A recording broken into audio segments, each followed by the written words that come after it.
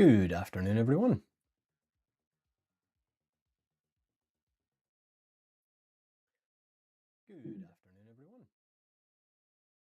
All right, folks. I got to be honest, I always enjoy my little awkward starting points, making sure that the audio is actually working for you all. And my super serious face. Is the audio there? Can I hear things? Are the voices still talking to me? So bear with me, folks. We're just going to make sure we've got everything set up as it needs to be. Bear with me here. But yes, welcome back everyone to another Firestorm Studios live stream. My name is Pat Imrie, and today we are continuing with our A to Z of sculpting creatures in Zbrush, and we're on the letter R. I kind of feel like Sesame Street. It's like, you know, today's episode is brought to you by the letter R. Now, with that in mind, what you might be able to see here on my, let me just check the camera placement here, folks. There we go. What you'll be able to see on my screen is the piece of artwork that we're going to be using as reference today. And this comes from artist Will Howe, and you can check his work out on Instagram over at his handle, which is Pixel Squad. So do please be sure to go along and show him some love, give him some likes, and yeah, support his Instagram. He's very kindly allowed us to use this amazing raccoon image, which is just so unhinged that we couldn't not do it. And yeah, so he's very kindly allowed us to use this as reference today. So we're going to be doing what we can, whatever we can to try and do this image some justice. All right. So we're going to get stuck straight in here, folks. I'm just going to actually very quickly open up my Pure Ref, which I've noticed is not open. Been a very busy morning. Been a bit of a crazy one. Going to be a really crazy day. Why is Pure Ref not there? There we go. And part of the craziness is due to the fact that I had a Windows update this morning, and everybody loves Windows updates, and it broke a lot of things. So I've been running around trying to fix that. But yes, as always, folks, please do shout out in the comments, say hello, and talk amongst yourselves in the chat. If you've got any questions about the industry, Zbrush, Maya, other software, you know, if you've got any kind of queries or questions, ask me in the chat. I may be able to help. While Zbrush and Maya are my normal weapons of choice, I have used several random pieces of software over the years. Some of them which are very kind of close to my heart. Very, very old pieces of software, but you know, bit of nostalgia there. All right, folks. So like I said, let's get stuck in. We're going to do our usual here. We're not going to use Z-spheres today. We're going to be using a primitive approach, very similar to the when we created the hippo, actually. So we're going to start off by creating a polysphere, drag it out onto the canvas, and go into edit mode. Now we're going to go over to the tool palette and hit Make Polymesh 3D. Again, if you want to make sure that you're actually working on a piece of geometry that can be sculpted on in ZBrush, just go into your polyframe or Shift F on the keyboard, and if it's a different color, you'll know that you can actually sculpt on it. If it's still gray, you can't sculpt, all right? But of course, I'm now going to go down to Initialize, and I'm going to make myself a Q-sphere. And that is going to be the basis and the starting point for our character's head.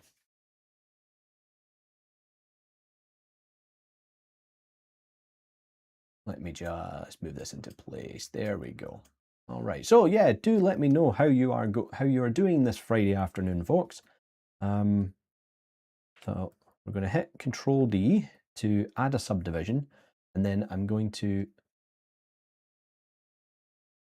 Hey, it's Enrique, right? Thank you very much for coming along to my stream. It was nice talking with you the other night on Pete's stream. Good to meet you, and thank you for coming along. Always appreciated. So I'm going to start with this level of polygon sphere, and the first thing I want to do is not actually add a lot of the shape for the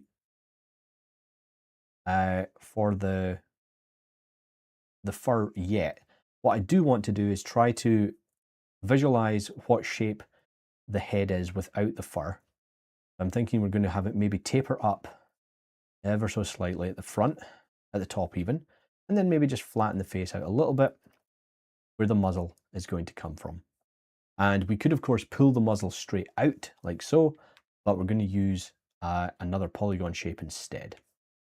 And to do this, we're going to go into the brush menu, go down to, we're going to tap I so that we can open up the all the brushes that begin with I, and that's going to allow us to pick our IMM primitives, and we're going to pick the polysphere. And whenever you're using an insert mesh brush in ZBrush, remember that when you apply it to the surface, you need to have 0 subdivision surfaces. It will not apply, okay? So if you get an error, it's because you've got too many subdivision surfaces on your model. So you have to reduce that to 0, and then you can start inserting meshes. Hey, Holly, excited for this concept art translation. Well, I will do my best to see if I can match it in the few hours that we have. So the first thing I want to do here is, I think we'll do the ears. Just draw them out. Unfortunately, we're just going to pull that down a bit so I can see what I'm doing. I'm going to hit W to go into the move gizmo. I'm going to turn on dynamic symmetry, or turn on local symmetry and turn off dynamic, so that I can move these objects in and out and also scale them properly. So all I'm going to do is get them into place where I think roughly they need to go. And if you're ever working on a concept like this, there is nothing wrong with lining it up and doing a bit of a trace over. Okay. Just to get it roughly where we think it needs to be. So maybe about there. And what I'm using here, folks, as a guide, if I can bring this down a little bit more. Let me see. That's the background opacity. I have a center line just here. If I get the magnifying glass out. So down here is my center line. I'm lining that up on the concept art between the eyes so that I know I'm roughly in the middle of the shape of the head. And that is how I'm able to judge how well my model is lining up with the rest of the with the concept art. All right. And this is something that I get asked quite often, is how I'm able to translate a single image into a 3D model. And this is the kind of things you're looking for. Look for those natural center lines, line it up with the topology of your model. All right. It's not going to line up perfectly every time, but this will give you a good place to start. All right. And we can see here that obviously it's fine on this side, but maybe we need to move it a little bit more the side like that. And then maybe move the ears into place a bit more. So I'm going to do this with the ears. And again, see, it's a symmetrical model, but the concept art image isn't symmetrical. And then I'm going to hold down Control and click on an empty part of the canvas to invert my mask. And now I can go in with my move brush and I can start refining where that goes. Still looking at my center line, bring this back. And there we go. So now I'm going to hit Control, click in an empty area of the canvas again. And then I'm going to start refining, and I'm going to pick one ear to refine. Okay, slight digression. You'll see there that I accidentally moved my my camera. If you ever do this in ZBrush, don't worry about it. Go up to Draw, scroll down until you find the camera settings, and you'll find at the bottom here that there's a setting called Undo. Hit Undo, and it's going to go back to that previous state that your camera was in. You can see I have 14. And if you're mapping it or matching it to a reference, you can lock the camera down as well using this button here. So now, no matter what I do, I can just focus on the shape I need. And I'm going to use one ear as my reference to begin with. And then I will make any adjustments later. Okay. And I think I still need to do a little bit of extra work to the head. Okay. There we go. Just to get the shape right. Now, if you want to be able to go back to this, but also make any changes to the back of the head, what I can do here is, again, I'm going to use some camera options. Now, I have them on my UI, But if you go up to Draw, scroll down into this section here, this is our, see, I've done it again. So I'm going to hit Draw, undo, and classic ZBrush. Let me just open this up to the opposite side. One of ZBrush's most frustrating UI elements is the fact that menus close very, very quickly. You can change this if you go into Preferences and under the interface, sorry, config, I think, oh no, not config. Where is it? Custom UI. Nope. Where is it? Interface. Yes, I think it's under here. We're not going to go through it because I clearly can't remember where it is. But you will be able to find out how to kind of adjust how quickly these menus open and close. But if you don't want to do that, all you have to do is grab Draw, and you'll notice that every menu in ZBrush has this little icon in the top left corner. Click it, drag, and drop it to where it needs to go, and you can open it to the side so it's always available to us. Okay. Now in here, I have this option here called Select Store Rename. What it's going to let me do is hit Store Camera. Okay, so this is a good thing to point out. We need dynamic perspective to be on. So with that on, I'm going to have to do a little bit of readjustment to the model. What's going on? There we go. A little bit of a readjustment. Again, using that center line, and you can see that with perspective on, all of a sudden things are starting to line up a little bit better. So I'm hoping that this is all making sense to everyone. And I know we're going through this a little bit slower, but I really wanted to use this image as a way to cover some of these other features inside of ZBrush. So while we don't do a lot of prep in regard to the model, I do always think about when I look at an image, when I'm deciding what I want to do for a streaming session, I look at it and think, what can we cover in ZBrush during the course of this stream that might be helpful to new users or even existing users who haven't used the software in a while. Okay, so we've got perspective on, which is going to allow us to store a camera, and I can just call this angle 1. And now if I move away from the camera and I accidentally mess it up like this, I can go back into here and I can say angle 1. You'll notice it's now changed. Hit angle 1 and it's going to bring back that saved camera position. And if you are doing a lot of matching of reference in ZBrush, which I wouldn't always suggest, I would always recommend doing it as a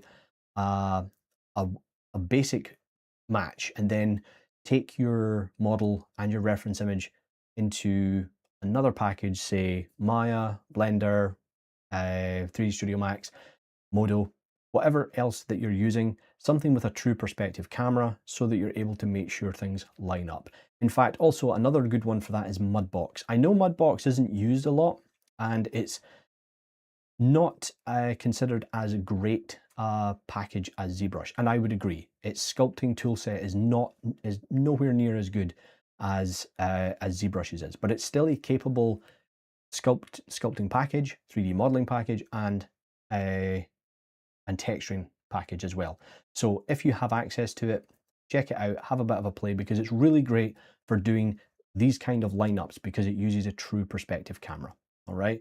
So if you do have access to Mudbox, it has its uses still in the industry, but it isn't used very much. So yeah, ZBrush is still the industry standard for sculpting, and there's a reason for that. There's a reason for that.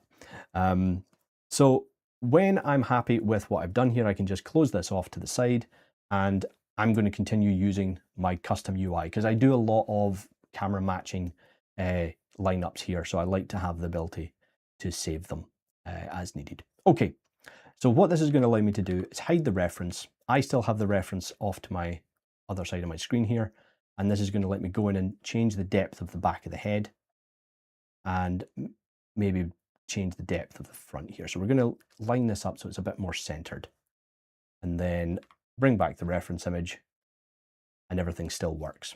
Everything still, oops. What doesn't help is when you mess up and you move your reference image, which ZBrush does not allow you to save states for. Oops.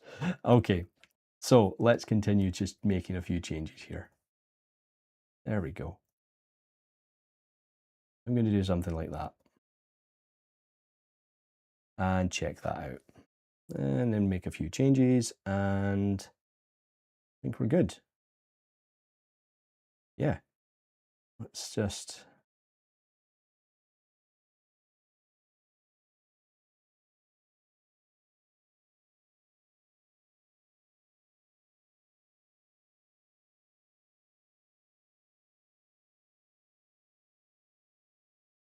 That'll do. Okay. Perfect. Now I'm going to move... Oh, and Ricky, thank you very much for the follow. Much appreciated. So let's take this image here and just increase the opacity again for it. If we can find the right button. There we go. Okay. And now we can start speeding things up just a little bit. So again, we're going to go back into our insert mesh brush. And yep, there we go. And I think for this, I will bring in... Oh no, that's the wrong one. We want the insert full primitives, and we'll do a Q cube. I'm just going to draw this out. So.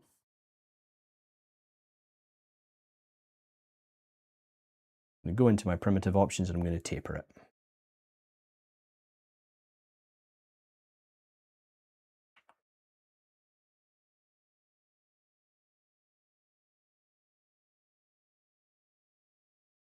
It's going to look really weird to begin with. And then I can do an auto groups. And then what I'll do is I'm going to mask off the back here, invert that. And then I'm just going to use the gizmo to scale that out, like so. And do a little bit of adjustment with the polygon move tool.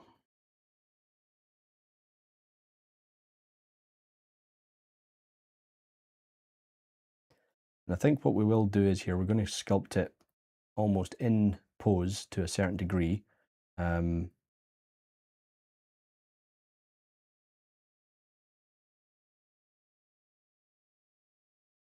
looks a bit like a pig at the moment, but it won't for long.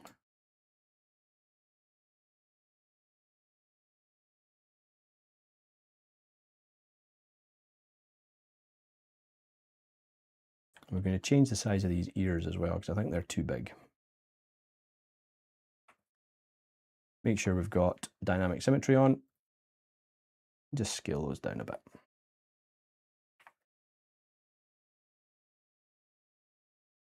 Okay. I'm going to do an overall form change just here, just to kind of add a little bit of extra shape where we know the fur is going to go.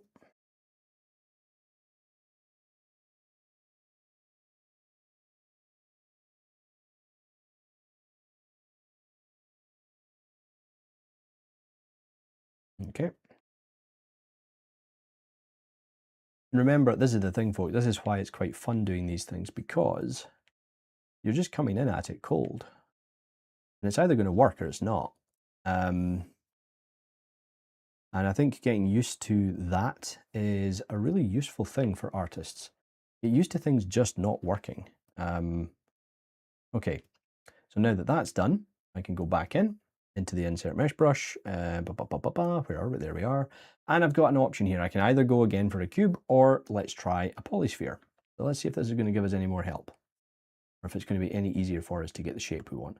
I don't think it is, because it's actually given me quite a lot of geometry, but we never know. Let's see if this is going to give us the bottom of the jaw shape that I want. No. I'm going to go back to the cube. You turn off dynamic perspective and just draw this out. And then do the exact same as we did before. Draw it out. Rough idea for the shape. Grab the taper and bring that in like so. Go back to our gizmo and just move that into place. Okay. Next, we're going to go for an insert cylinder here, go underneath, grab that like so. And actually, do we have a Q cylinder? We don't. Okay, so I'm going to use a capsule instead then for the neck. So I'm just going to draw that out. Again, I'm not bothered if it's perfect because I'm going to fix the symmetry once I dynamesh anyway. So if there's any inconsistencies with the symmetry, I can fix that later on.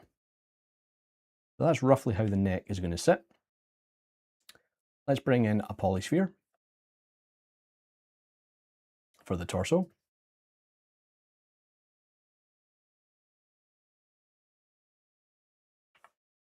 And we'll do a little bit of adjustment.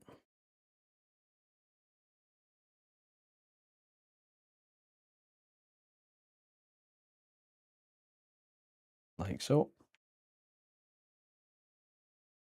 And then we're going to do the arms. So for the arms, I think what we will do here is, let me see. Let's do capsules again. So I'll do something like this. And I'm going to put them in the middle there. Just going to center the pivot. And one of the things that we have to watch when we're doing an image like this that is a 2D concept is where this arm technically sits on the shoulder. So for me, it looks as though the shoulder's further back here. So it's probably, so the joints, the actual limb is longer and going into the rest of the body, but we can't see that because of the stylization of the concept art. So that's something you have to think about when you're translating these into three dimensions. Raccoon. Yes, we have a raccoon. It doesn't look much like a raccoon at the moment. In fact, now I'm going to date myself here. This kind of looks a bit like Teddy Ruxpin. And if you don't know who that is, then Google it.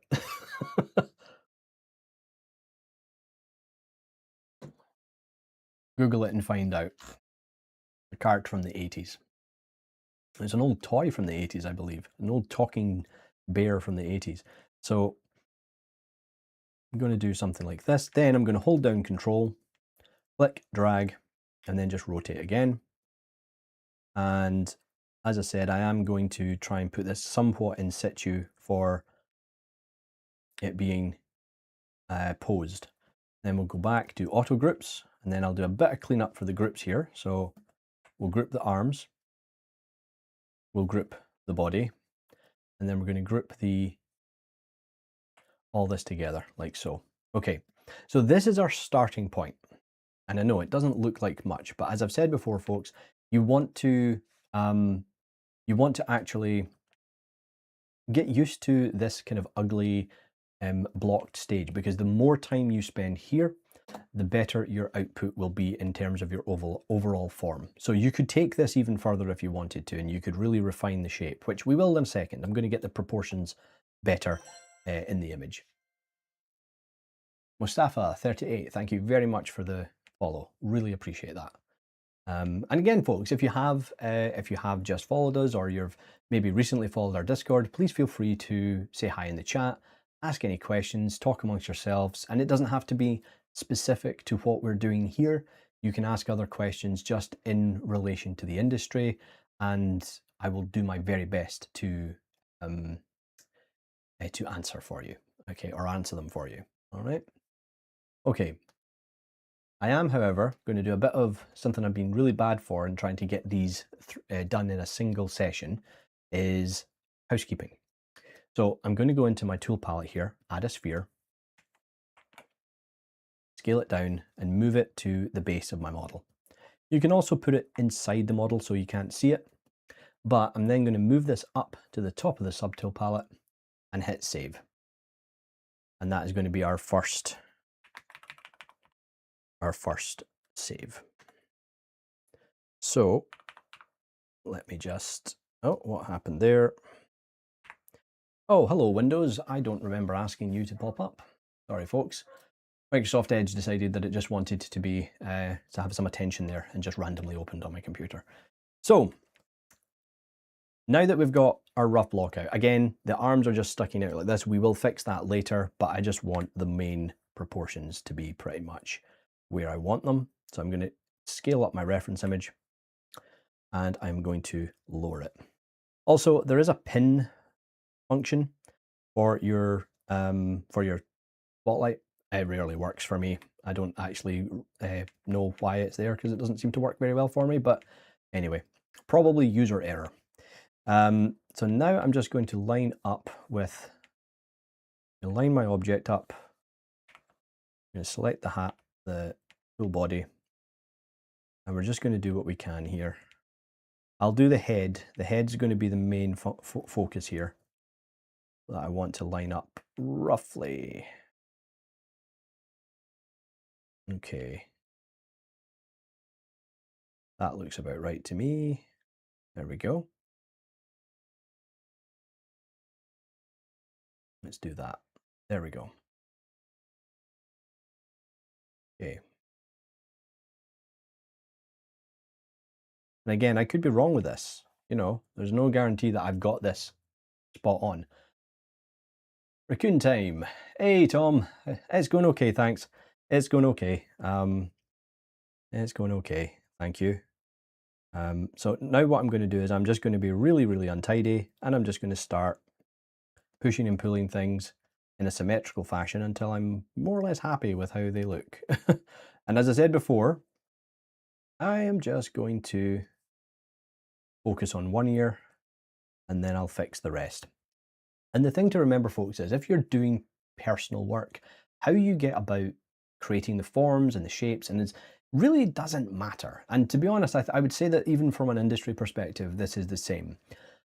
Of course, in industry, you're rarely doing everything from scratch like this. At least in my industry, in VFX, you're rarely making anything from scratch. You normally have something to derive it from. It's with either that's a base mesh or a scan or even a concept model that's been created by another artist.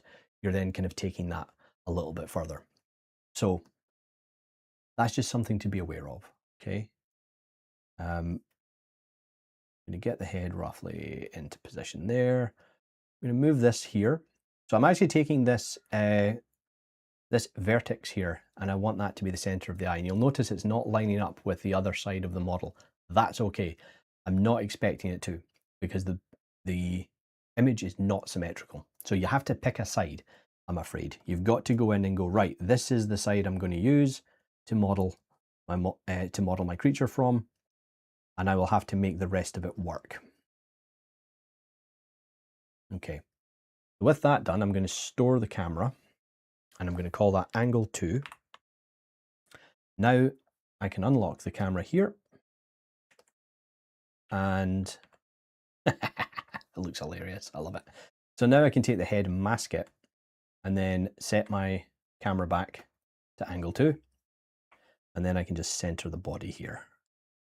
And I'm just going to move it up, and then start manipulating it until it looks like what I need. And I would say that from this image, it looks as though the creature's actually tilted. He's rotated to me. It looks like his body is pointing forward and his head is just tilting to the side as he's like looking off screen and laughing because he's about to set something on fire. So that's something we have to be aware of. So if I turn off symmetry and do that, things will start to line up far easier. But I'm not going to do that quite yet. We'll do that at the pose.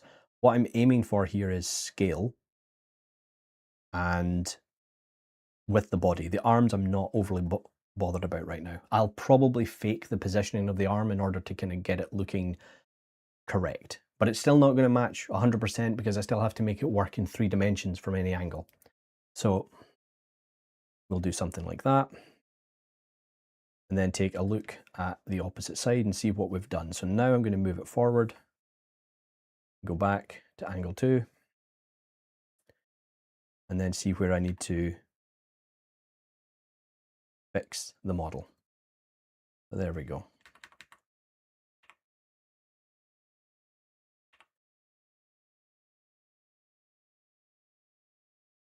And you know what? We're going to get rid of the arms. They're causing more harm than is good right now. Okay. So, do a save next. We're going to duplicate the body and we're going to dynamesh it. And now can move this guy off to the side. I would like to do this in one session, folks. I'm not sure if we're going to do this in one session or not. I will do my damnedest, though. I will do my damnedest. Hey, Sam, how's it going?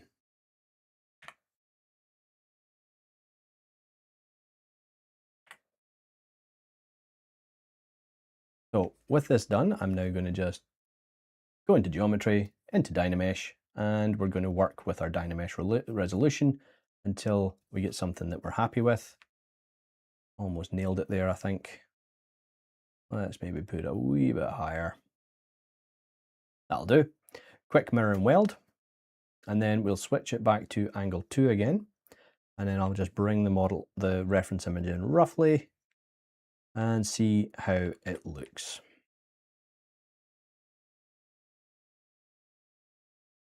Yeah, that's workable. We can work with that.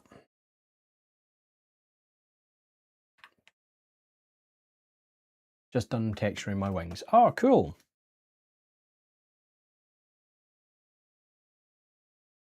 Very cool. Okay, so first thing we're going to do here is go into deformation in the tool palette and just do a quick polish.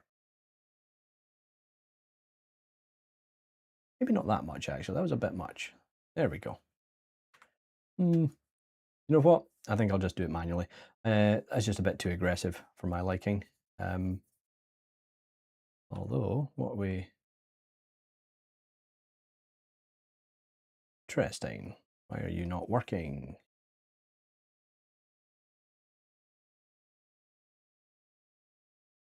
Ah, that's why. For some reason I turned off Ziad.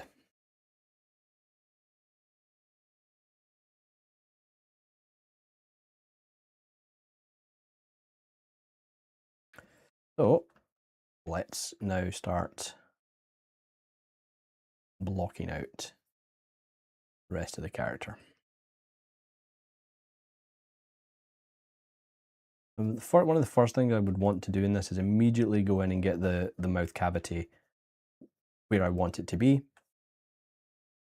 And I can see from here that I need to make the nose shorter instantly, so we will do that. Bring that into the face a bit more. It is a raccoon after all. That's better. And again, go into the move brush and just start to bring these elements up. One of the things that you'll find when you're sculpting something like this is that it's a very good idea to give yourself your own markers for the head. Because some things can they can make you misjudge things quite easily. For example, on the concept art, the distance between the eyes is very easy to think, oh, well, hang on, that grey bit, that's the bridge of the nose, and then the rest of it. So yes, it's actually quite helpful because it gives us a plane change, but that doesn't change the distance between the eyes. Be very wary of that. And in that instance, what I tend to do is I will sketch out where I think certain parts need to be. And that's going to help, or I'll paint on the model in order to get me to the shape that I need for a particular character. And I do think for this we're going to have to subdivide a bit more. We're just going to subdivide it once instead of redynamation, and then I'll just go through and smooth all this back.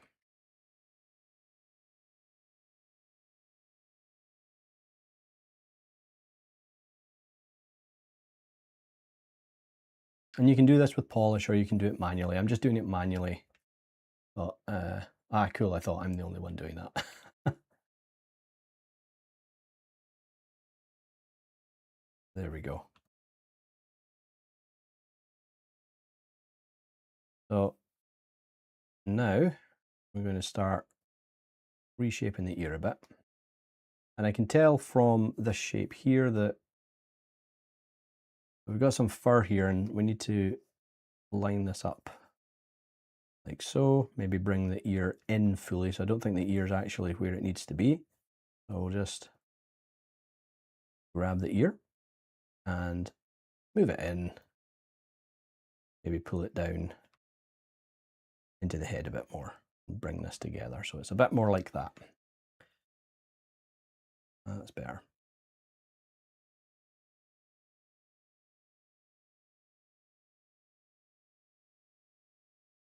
Unplastered road in progress.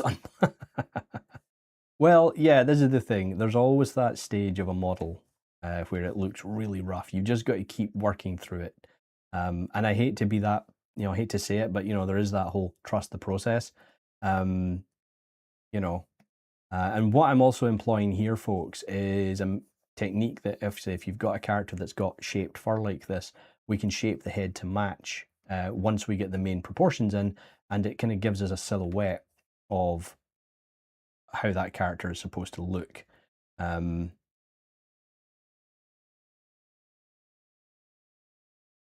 going to bring these out like so. Let's bring this back. Do we want the mouth to be shaped properly? I'm not really relying on the concept art at the moment. I now want to ensure that the forms are in the right place, so we're not ending up with a really blocky looking character. And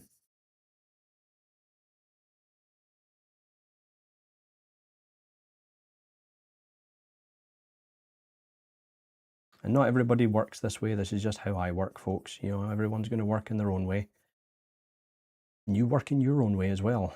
You pick up what you need from people that you learn from and adapt your own way of working. And you always will, even if, I've said this before, even if you don't try and define yourself with a style, you'll still have a certain look about your work that people will eventually start to recognize and go, oh, hey, that's such and such that did that. So that's my feeling about it anyway. So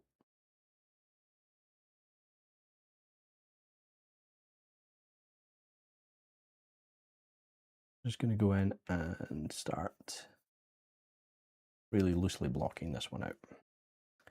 So from the nose, we're going to now start giving him his telltale little muzzle here.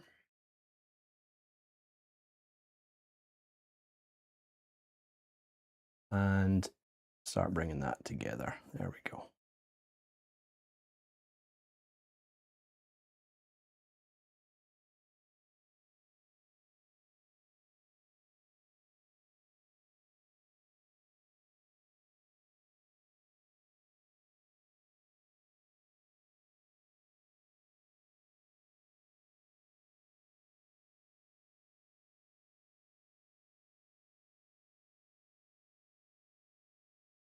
Take the standard brush. Again, remember folks, don't sleep on the standard brush. It's a really good brush to use. And what I'm going to do here is I'm going to use it to outline where I want the jaw to be, or the mouth. And I'm using Sculptris Pro so that I'm resolution independent. It doesn't matter.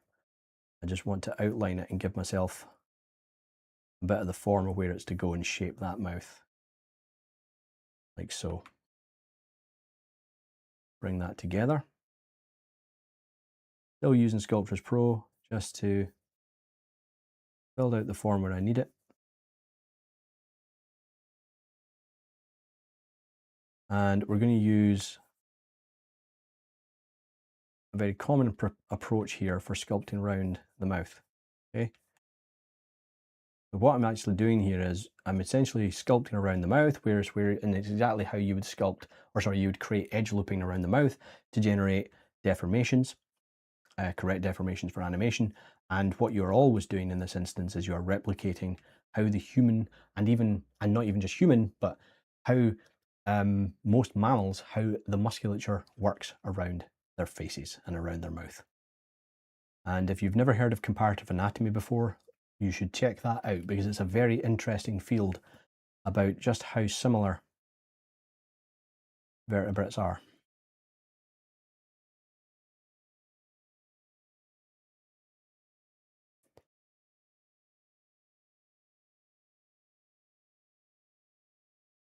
For example, if you compare the skeleton of a human to something like a horse, you will start to see all the same bones. They're just slightly elongated or changed in scale and things like this. And it can be a very fascinating thing to learn about. So I'm now just going to be really, really bad here and just really quickly score in the mouth with with Sculptris Pro.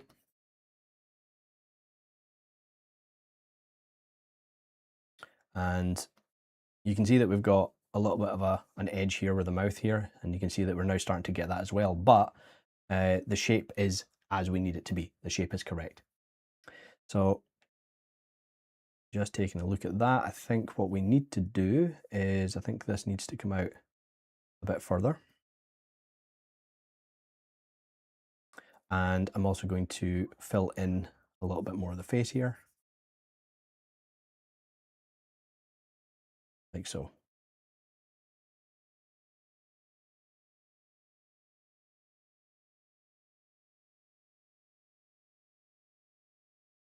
And what I'm going to do very quickly is do a little bit of a paint job here. So I'm going to turn off Sculptris Pro and I'm going to fill my object with white. And you do that simply by making sure that you have RGB on in your menu bar at the top. Choose the color that you want for your object. In this case, it's our character body, and then hit fill object. Now this is my custom UI. So if you need to find that, you go under color, you'll find it here, fill object. What's this? Thousands of ways to sculpt the same thing. Really surprised that Sculptris Pro is still inside the program after all those years. Well, yeah, I mean, it's still very useful, but I mean, obviously it's Sculptris Pro mode. And for anyone who's unfamiliar with Sculptris Pro and where it came from, there was another application that was ingested by Pixelogic and then eventually Maxon, and it was brought into ZBrush and became part of its feature set. And it was a mobile, I think it was actually a mobile app. I think it was for iPad, I believe, originally. And this happens a lot, by the way, folks. This happens more than you realize. For example, Bifrost in Maya, I believe, was brought over from Softimage. Okay.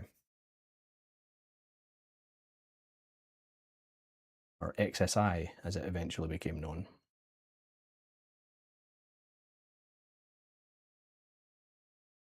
All right, I completely forgot about completely forgot about painting this, and just got lost in the sculpt, which is common.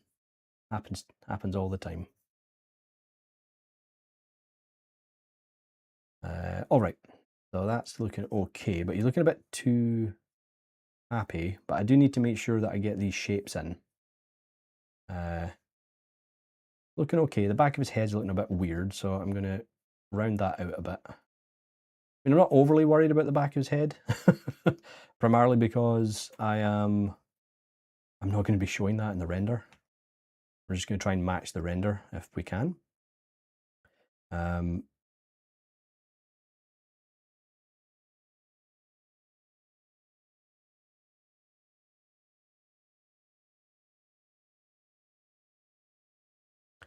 And I think what we'll do is we'll maybe try using some of the preset stuff inside of ZBrush for things like the teeth and all that kind of stuff. So that might be quite a lot of fun. I think what we'll do is we're going to do a reDynamesh now. So I'm going to take my Dynamesh picker and then lower that a bit and see if we can clean up what we've got. Yeah, it's a little bit high. If we can lower it, that would be good.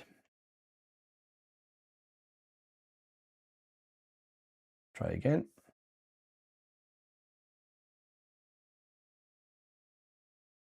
Okay, Dynamesh is being difficult. Turn it off.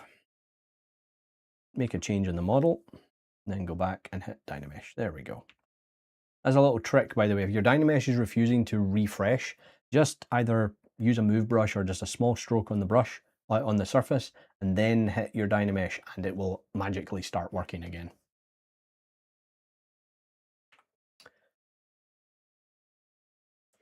Okay.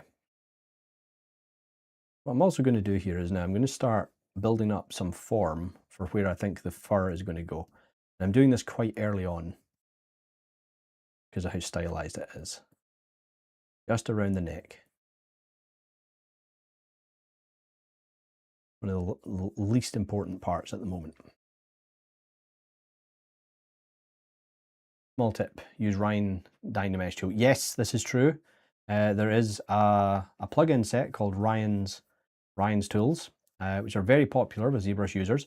The reason, Sam, that I generally don't mention them is that there is a paid version of them. There is a free version of them, folks, but you won't get all the feature set. So I don't want to advertise paid tools for you. So ideally, we want to showcase everything that you can do within the ZBrush software, because you've already laid down the money for that, and ideally not having to buy other plugins would be the best option. But no, I appreciate the tip, Sam. Yes. So if you do want to check them out, it's you'll find them on Gumroad. So just search Ryan's tools, and as I said, there is a free version of them. And I think actually he used to do a really good student discount. I'm not sure if he still does that. But they are very, very good. They're very, very good.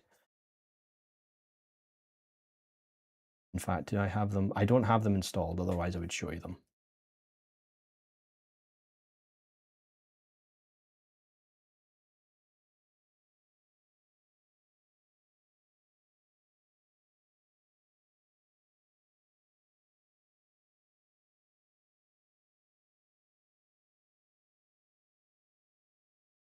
Okay, so far that's looking all right.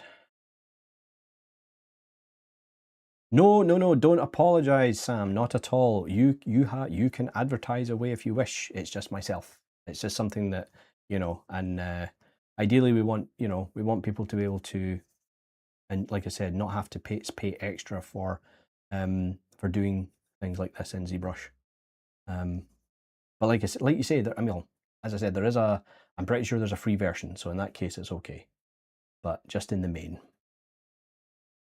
So yeah. But by all means, don't let that stop you from putting in things into the chat or into the Discord, okay? So, well, not the Discord, but the chat here on Twitch. So, because we don't allow any advertising for paid stuff in the Discord either. All right, let's just reshape this ear a bit.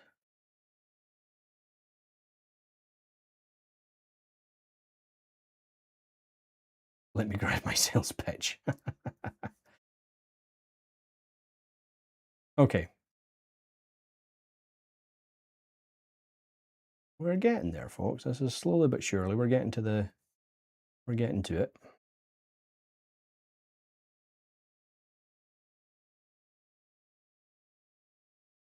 How are we doing for time? See, we're already at the hour. The problem with trying to finish one off on a Friday in 3 hours is very tough because it's the end of the week. Very tiring. Okay, the next thing I'm going to do here is, because one of the really good things about working in Dynamesh is you can always go back into something like the IMM primitives, bring in a polysphere, draw that out, and that can instantly become the tongue inside the mouth, like so.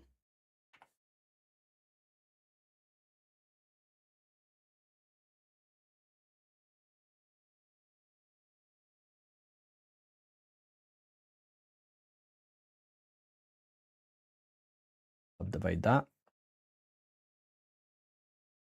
And and I always like to kind of lead with the tongue like this, because it's actually a good way of shaping the rest of the mouth around it. It gives you something. It's like an eyeball. If you put an eyeball in the socket, it gives you an easier time trying to line up the rest of the elements of the face.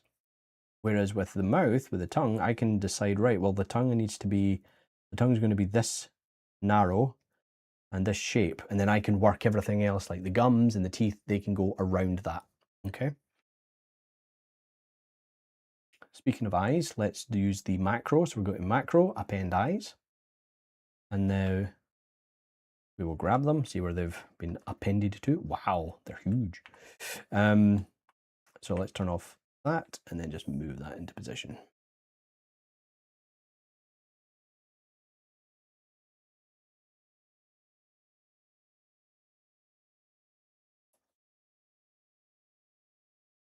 Okay, so let's do some transparency here. Yeah, that's way too big. So we're going to do that, and we will work our head around this eyeball. So I'm going to bring it into about here, and that looks about right to me. Let's see here. Maybe a bit smaller. There we go. And I'm going back to this and then start pulling this down.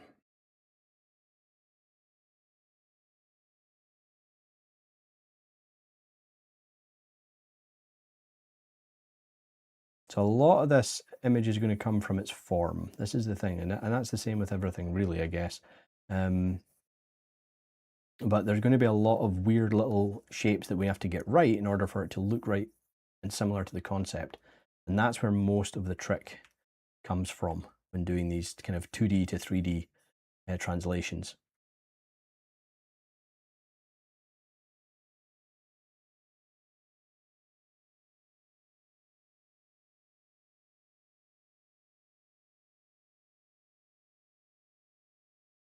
Still think the ears are too big, so we're going to mask those out and scale them down.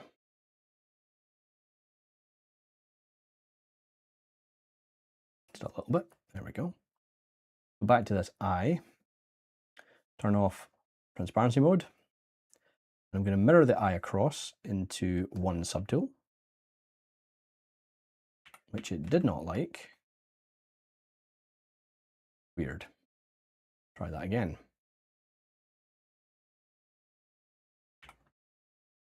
Bear with me, folks. Oh, Zbrush, why must you do this to me? Oh, wait a minute, folks. Sorry, 2 seconds.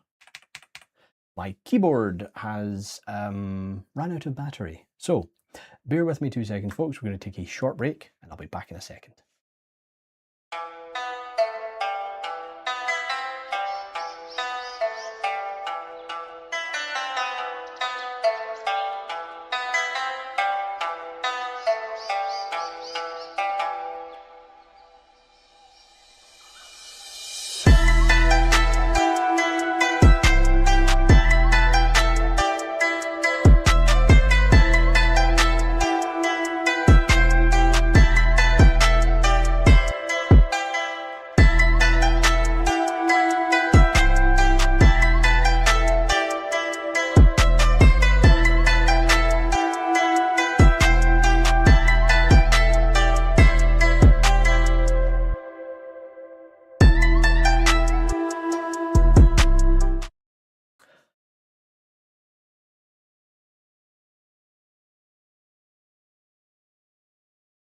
All right, folks, sorry about that.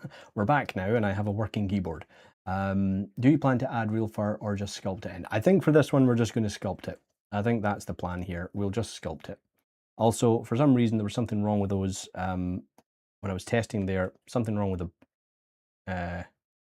with the eyeball that brought in. So I'm going to do my own.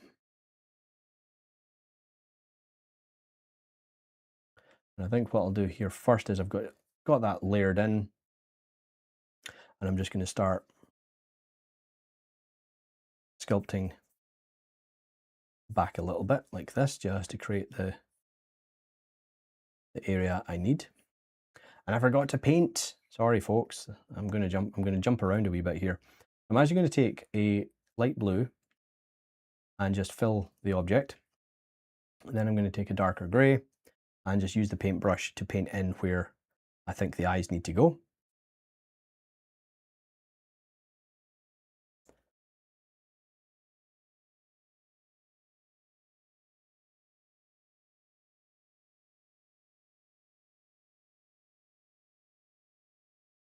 It doesn't have to be absolutely perfect, but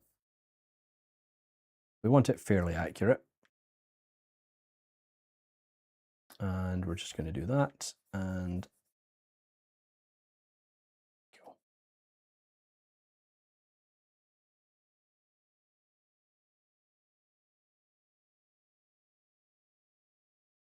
What this is going to allow me to do is give me an area where I can actually sculpt and adjust the planes here. So just keeps everything a little bit tidier. And then we'll take the light blue again and we'll make it a little bit lighter, and we'll do the muzzle.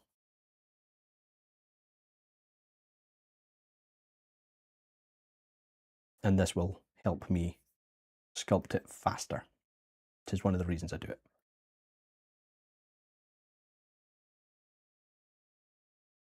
I wouldn't like to use other eyes either. Okay, so there we go, that's that, and that goes around the chin. Perfect. All right, now I'm going to take the eye and just scale that down because it's going to give me a better idea of where I want the position to be. I'm going to move it forward. We're going to make it protrude from the surface a bit, and it's going to give me a better idea of how I want the eyeball to be. So probably about that. I'm going to add a little bit of a squash to it so it's not perfectly symmetrical. Sorry, spherical. And then that needs to come in about there. And now we can start seeing how close we get by sculpting away some of the surface and create the eye socket.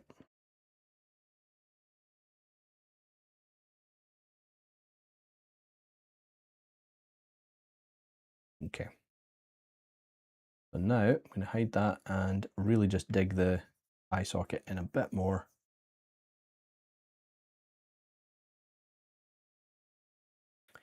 And then we can reseat the eyeball itself and get the scale exactly as we want it.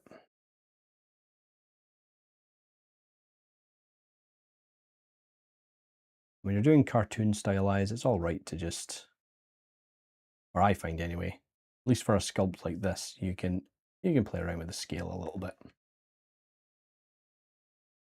Thanks, Sam. Take it easy. Appreciate you coming along. Okay.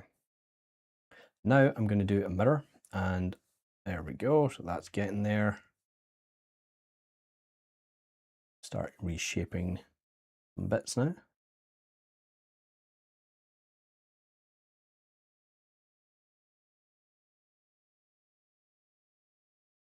And the thing is, folks, if we don't get to complete this by the end of today, by the end of today's session, I think what I'm going to do is I'm going to stream again tomorrow, which is it's not scheduled, but I'll stream again tomorrow at some point, either in the evening or the morning. So just keep a lookout for the notifications on the live stream. Because I want to point out as well, I will not be streaming at my usual time next week, I'm afraid. I'll be taking the next few weeks away from my usual stream schedule. So do be sure to check out the Discord and the Instagram for Firestorm Studios to keep an eye on when the updated streams are going to be, if you're wanting to come along and catch more sculpting. And that's only if, folks, because remember, we've got a lot of amazing sculptors and streamers, should I say, who are going to be streaming throughout next week as well. And we've got everything covered. We have animation, we have Maya, we've got concept, we've got sculpting and ZBrush, the whole kit and caboodle, as they say. Okay, well, maybe they don't say that anymore, but I say it. Okay. And the reason I'm saying that, folks, is that I can feel myself fatiguing today. It's yeah, it's quite a tiring day today. So, and I don't want us to rush this if we don't have to.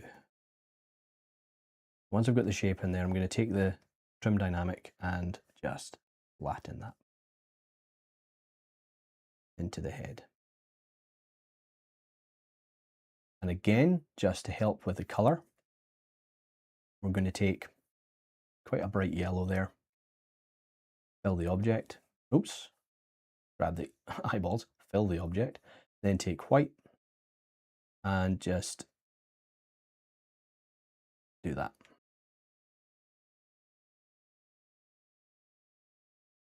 The eye's way too big. So we're going to make that way smaller. And smaller eyes tend to make things look a bit creepier. That's the kind of rule. Big eyes, cute things, small eyes, creepy things. Oh, I've just realized I'm not recording this stream. Sorry, Mario. Hold on. I will try and record and salvage some of it.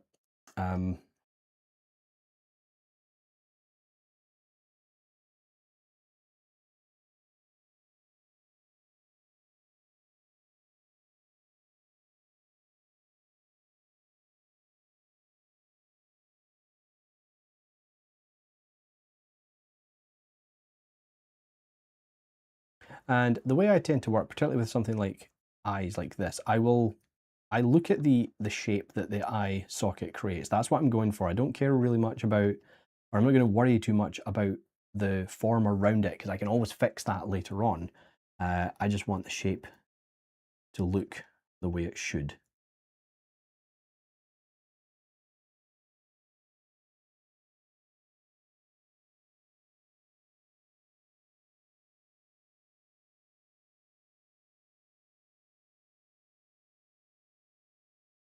That's what we're going for.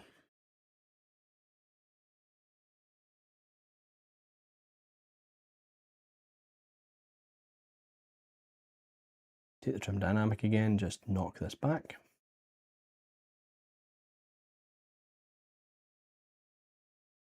Oh, there we go. So what's everyone working on today? What are we working on? Are we doing retopology? Are we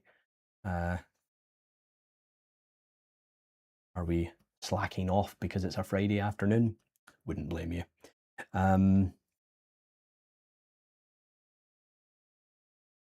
It's okay, you can tell me, I won't tell anyone.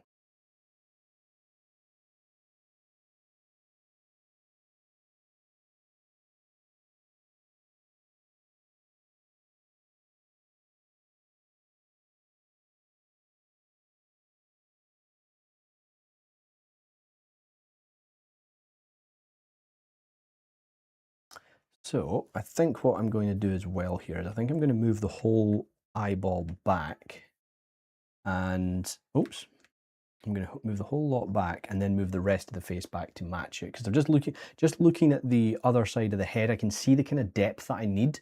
And even though it's not going to be fully symmetrical and I can line it up, I want to create that depth. Okay, I want to keep that depth on the head.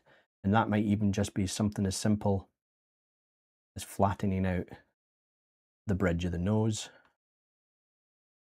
to get the depth that I need, which is more, there we go, that's now more in keeping with what I want.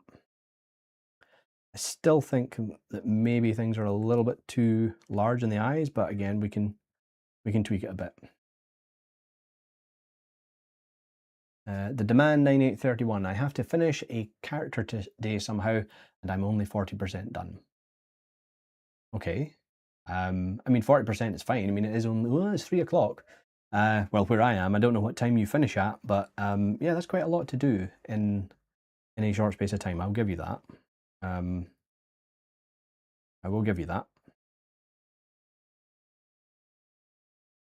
But you can do it.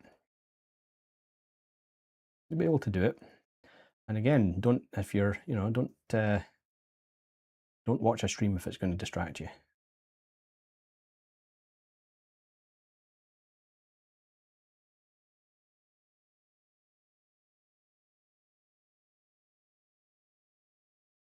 So there's a nice subtle little shape here that the artist, that Will has done to the eyes, that's really helping with the look how creepy I am. I'm going to set you on fire look that this creature has. So life could be a dream. Life could be a dream. I was going to burst into song there and then realized where I was. So there will be no bursting into song today. Not today. Let's just try and get this unhinged look in the eye. This is probably the most important bit, which is why I really want to make sure I can get it as close as possible.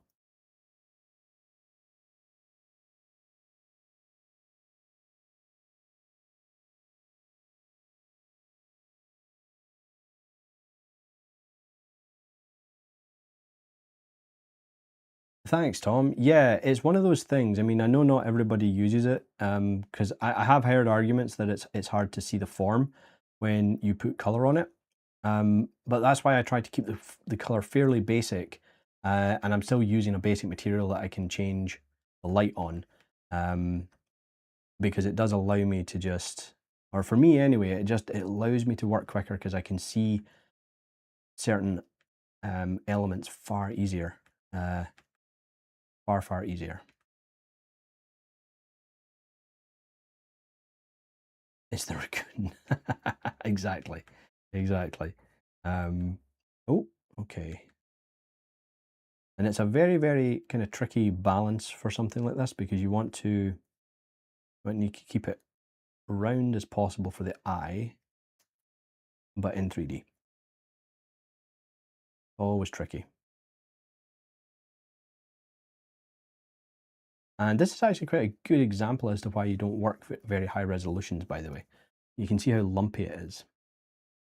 So you really need to be very careful when you're doing this type of thing. And now what I'm doing is just to help with the seating and the purchase of the eyelid around the eyeball, I'm just taking my trim dynamic, just running it along the inside edge of the eyelid. Still not fully cleaned up, but it's getting there. And then I'll take the move brush again and just tweak as needed. Just push that back a bit.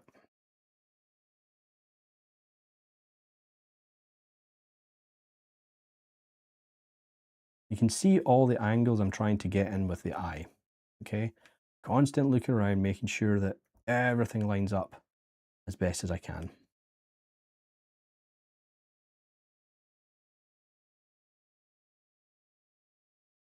That's cool, okay. And I think I'm also going to flatten the eye a bit and bring it forward. There we go. What's this?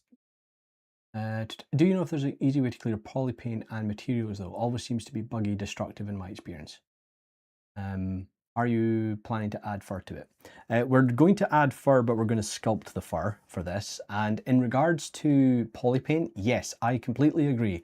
The polypaint system is really helpful, but it can be a little bit destructive. And if you're not careful with it, you can, if you've got maybe the wrong buttons up here selected when you apply it, or you change a material, then yes, it's really difficult to deal with. So what I generally will do is if I am having problems with it, you can go up to color and choose clear, right? And that's supposed to clear off the polypaint on it. But you may also have to go into layer here and remove it from this section as well. So clear it in here as well and under color. But for me, the easiest way is literally just to go to a white color and do fill object and just do that for every object like so. That's generally what I will do. Because I find that is just the easiest option for me. And I would advise against putting polypaint on a sculpt layer in Zbrush. I would advise against that because that will cause, or can cause, some problems. So just be aware of that.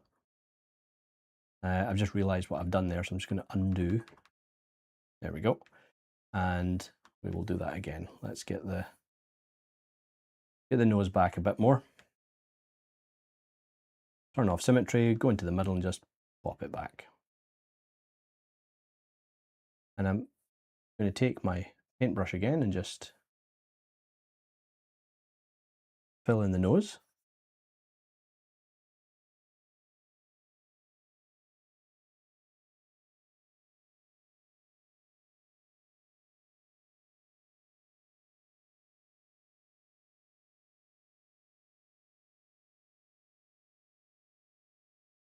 And we'll do the same with the tongue, get a bit of, or in the inside of the mouth, just get a bit of pink, and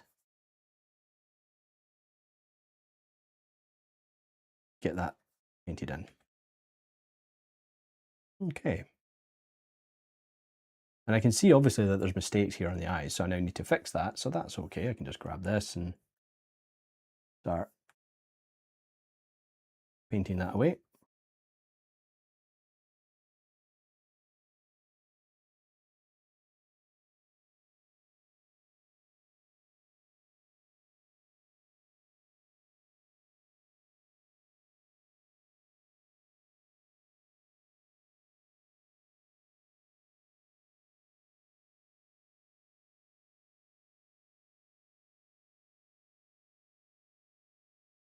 And I'll just indicate roughly where there's going to be some fur changes. There we go.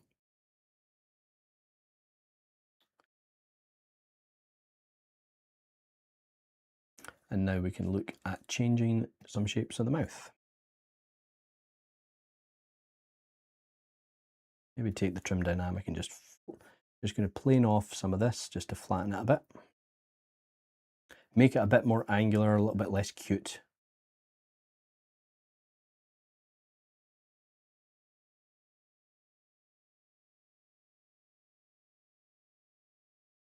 The problem is that he is kind of cute, but he's just kind of cute in an evil way. So it's a bit of a challenging balance to strike.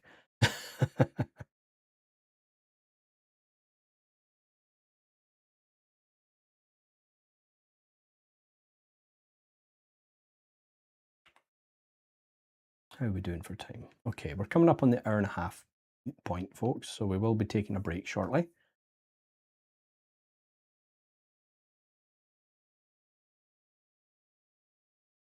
I'm going to hide the mouth, sorry, the tongue there, and just go in and edit the inside of the mouth a bit.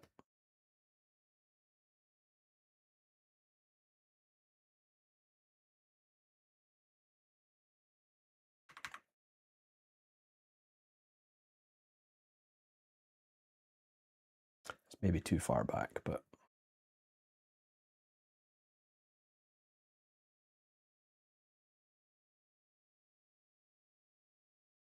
and then we're going to take this jawline here and just sculpt that back where the inside of the mouth needs to go, like that.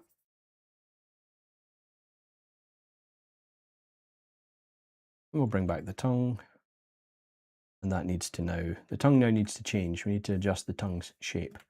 So, because again, it's amazing what elements are going to create the, can change the whole mood of a sculpt or a drawing, or a painting or whatever, you know, and it can be something as simple as the fact that we don't have the teeth in yet.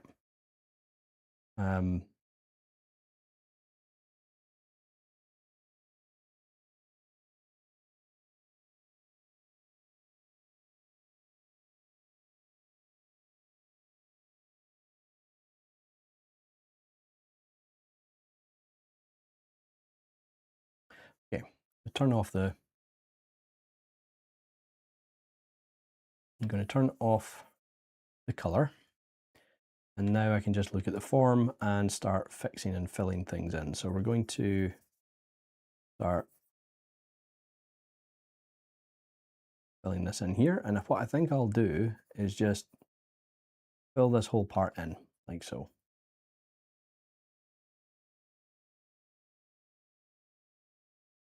Make this a bit deeper. There we go, like that.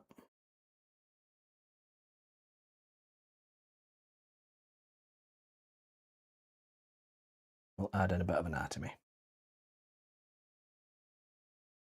even though we can't see it on the drawing. Good idea to pop it in. Helps with the 3D form of the surface.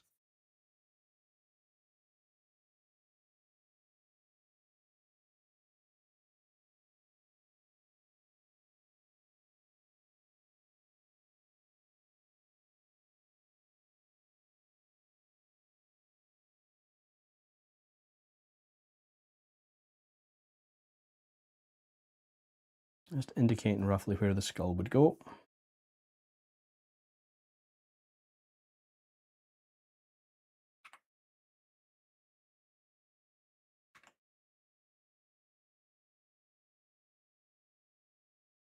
And then let's start to blend in where that fur's going to go. Because the thing is, when you look at animals like this, when they don't have any fur on them, they look really weird. So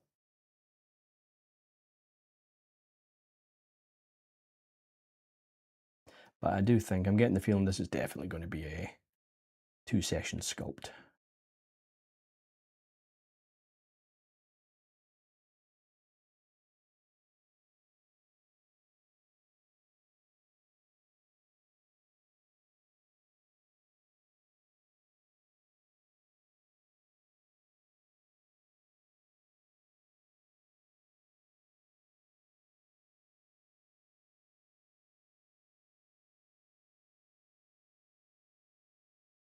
Okay. All right, folks. So we are going to take a short break, and I'm going to go and refresh my cup of tea, and I'm also going to change my my position so that I'm sitting and a little bit more comfortable. And when we come back, we'll see if we can get a little bit further with this guy, see how far we can get. And then I have a feeling that on the second, in the second session for this, if we need one, we're probably going to focus on things like making something like the lighter. So it might be a shorter session, but we'll see. All right, folks, I will be back in about 5 minutes, so I'll speak to you then.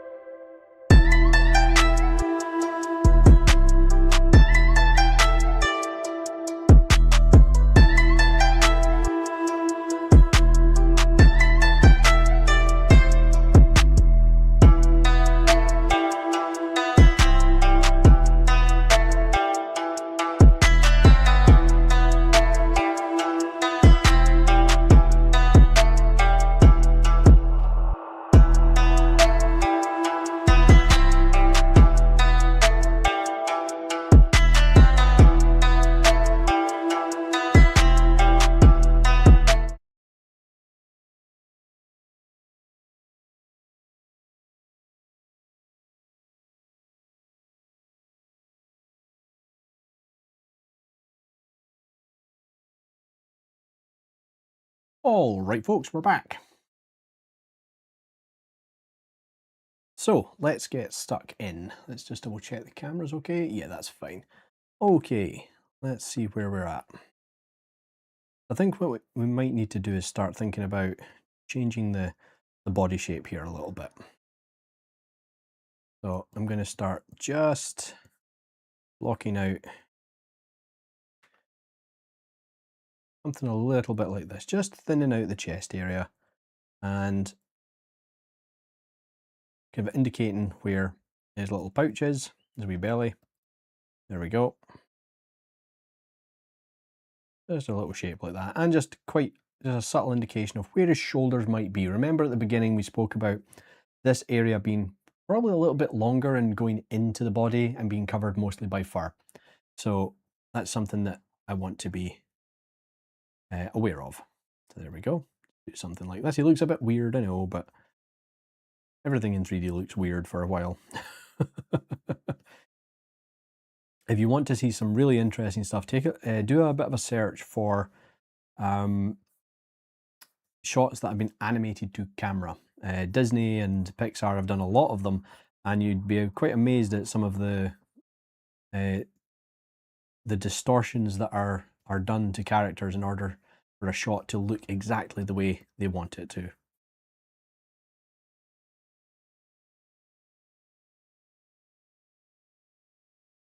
And there's nothing wrong with doing that.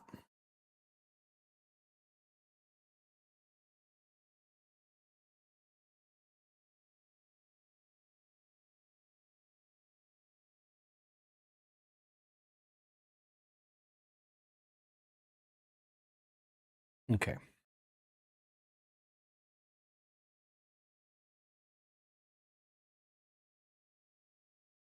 A bit better. I mean, the ears are still bothering me a little bit. I say a little bit, they're bothering me a lot. So we're going to do some reshaping again. And we will have to now do a bit of a Z-remesh so that we've got some cleaner geometry to work with. We may still go back to Dynamesh, but I always tend to kind of go through a few stages of Dynamesh and Z-remesh, sometimes depending on what I'm creating.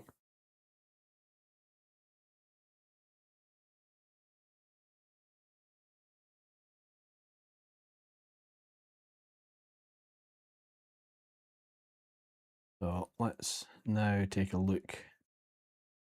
Try and get this front of the ear shape more accurate.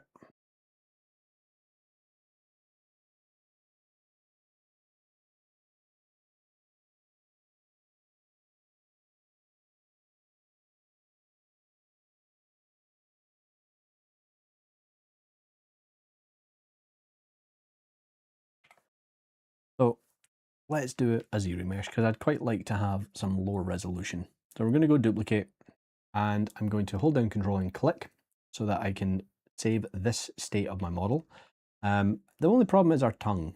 And I think what we might do here is, let me undo that. I'm going to take the tongue and we're going to extract it because I don't really want that Z-remeshed into the rest of the model. So we'll split on mask polys. So now we have our tongue and our ears separate. Now we can move forward with this part. So again, Control click on our undo, into geometry, under Z-remesher, and you know what? Let's just go for it, see what we get.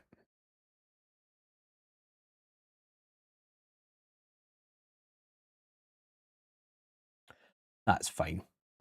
And we'll go to morph target, store morph, subdivide a few times, step down, and switch back over to the original, step back up, and go into subtool and do a project history.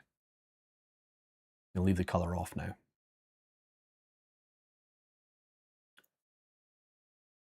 Now I'm going to be able to go through and polish out or smooth out any areas that I don't like. In fact, we will now try polish. There we go. If I have to step down a subdivision, I'll do that. There we go. So at the moment we've got 2.5 million. We probably don't need that much. Probably need about 150,000. And there we go. Okay. And what this allows me, what this actually does is it's a really good way of smoothing out any kind of lumps and bumps that you might have in your model. And then you can just go back in and start to refine the rest of the surface. And then you can take something like damp standard, and we can use this now to create a cleaner transition between the eyelid and the upper brow. And again, we don't actually see this on the drawing. There's a little bit of an indication there, but most of it's fur, and that's something that I'll be addressing soon. This is almost like temporary anatomy just to get it in place. And now I can take a look at the nose. We can now reshape the nose properly, because raccoon noses are quite pointy actually. I didn't realize that until I started looking at reference. They've got really pointy noses. I'm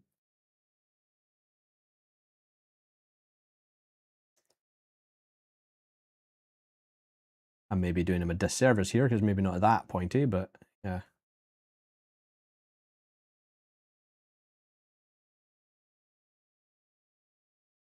We'll take the standard brush and we can now start sculpting this in.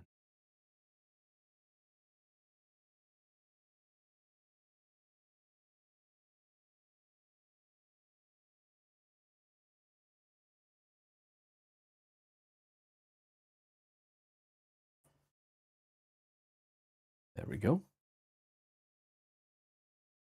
And then we'll take the damp standard just to outline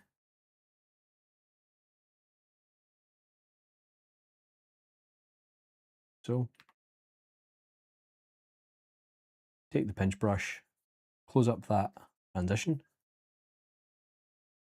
And now that we've got that rough form in place, you can now again go through and just tweak the shape until you're happy. So we might want to just widen this bit here, just the front of the nose, the gap in between, and maybe pull it down a bit as well.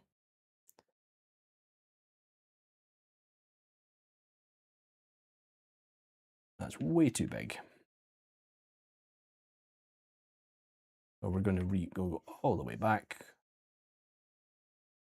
And I think I'm going to, let me see here. There we go. I think this is where I'm going to take the reference image here, drop the opacity, and let's do another quick lineup, see how we're doing. Dynamic perspective is on. Now go to the eyes. And I'm going to use this eye on the right hand side. This is going to be my main guide. And that tells me that we're kind of off with quite a lot of stuff here. So let's scale it up and use the ears as an example as well. Something like this. And we can see how far we're off.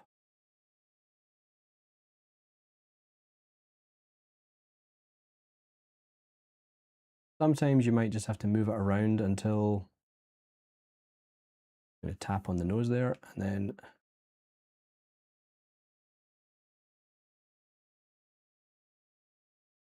okay.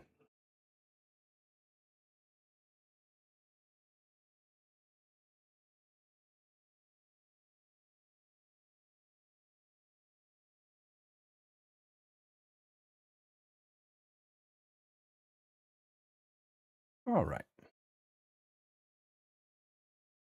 There we go. So I'm going to store that camera. And we're now going to do some changes directly from this. And this is one of the great things about using clean topology, is now I can make dang. So I'll just undo that. So I'm going to go back to angle 3 and lock the camera. I always forget to lock the camera. So now what I can do is I can mask out the face bit here. Let's try that a bit easier. There we go. And then unmask the face. Now I can just use the manipulation tools in ZBrush and I can rescale everything to match that I need. Again, I'm using the right-hand side of the model, of the drawing. I'm not worried about the other side, okay? I'm going to make sure that's underneath where the fur is. We don't want to take it right to the edge of the fur. Just underneath a little bit. There we go. But now you can see that the nose is in place, that right eye is in place, and if I push this out here like this, we can refine the shape of the fur kind of popping out as well. And this is where we can now look at the mouth and we can see, well, how close did we get with the mouth? Not bad. And you can see we're kind of there, but that lower jaw just isn't in the right place. This could be something we can't change. This to me looks as though it's more of an issue with the fact that we're dealing with a 2D drawing that doesn't have that true 3D nature to it. I mean, we can put it back, we can pull the mouth back so that it's a little better in line, but it'll never match at 100%. If it does, we did make it match 100%, it's going to look really weird, I would imagine. Yeah, that looks strange. You can see the difference there. I mean, it's not bad, but I think we'd be better off doing something. Let me just put that back to angle 3, lock the camera, and then I think we'd be better off using this edge here as our line, as our kind of guideline for the edge of the mouth and where the chin goes. Hide the tongue. We can definitely bring it in. Hang on, somehow managed to turn off symmetry because I'm a fool. We can do something like this. There we go.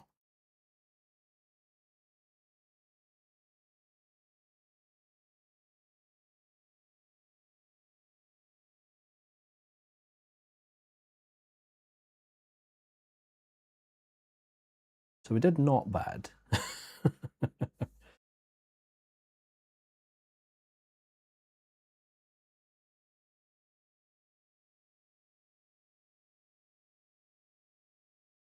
What I'll now do is I'll take the standard brush and I'm just going to step up my subdivisions here. Oops. Back to angle 3. There we go. And now I can use that to, are we locked? Yes, we are. I'm just going to use this to indicate where the nose needs to go and where the nostrils need to go. There we go. And yeah, okay. So now let's just indicate a few more things.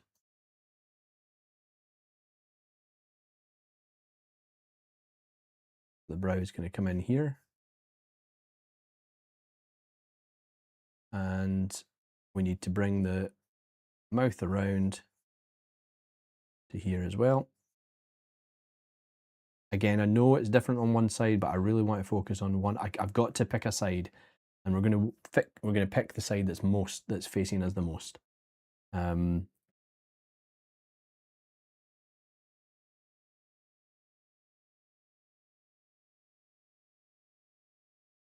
Yeah, this is definitely going to be a 2-session one, I think, folks. So there we go. So that's has made a bit of more of a change to the head and the mouth. So one thing we can do is potentially move the mouth in a bit.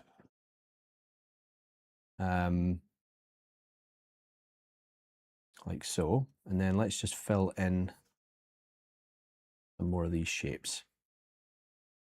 You can see the mess in the back of the head. So now we've got to do cleanup. Now it's cleanup duty time.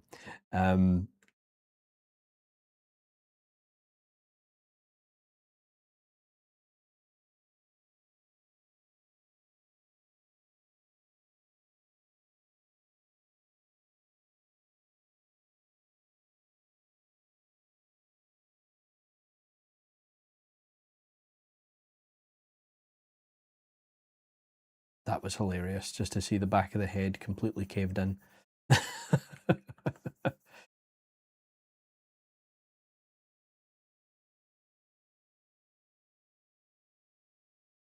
And again, this is, to be honest, folks, this is another reason why I like to do these cold, because it creates all sorts of things that you just never, ever expect to happen. You think to yourself, you look at an image and you go, you know what, this should be okay to make. And then when you get into it and you realize, you go, actually, there's a few things I didn't consider, or it's just a day where things just don't work.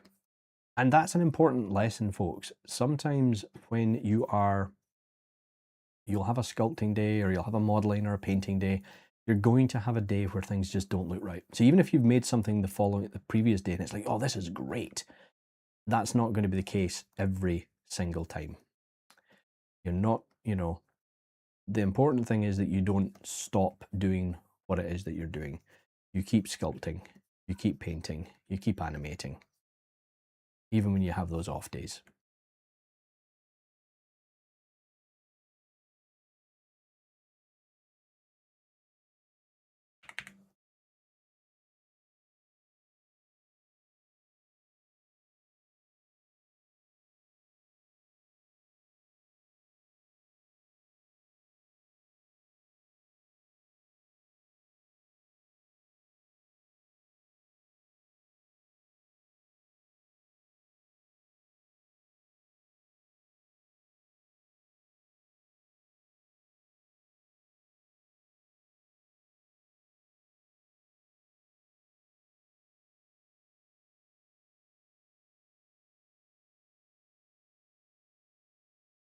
What I'm actually going to do now, I think I'm actually going to chop the head off. I think that's what we're going to do. I'm going to chop the head off, and we will work on it separately, I think.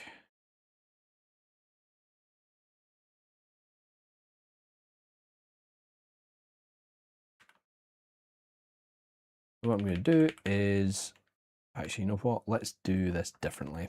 I'm not thinking. We'll do the mask. There we go. And I'll just do split unmask, but why are you not letting me? Oh, it's because I've got multiple subdivisions, that's why. That's why I did it this way.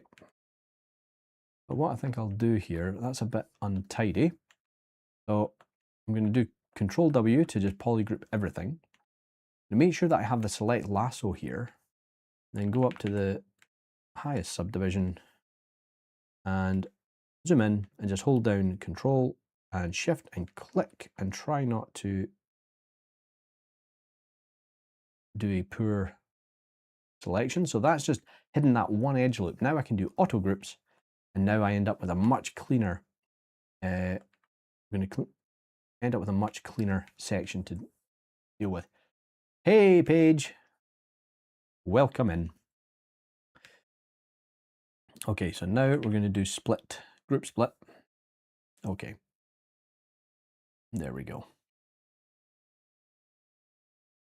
We can take the head and the body. Okay, it's not as clean as I hoped, but it'll have to do. And then I'm just going to do close holes. Oh, okay. Just going to get, I have a better idea.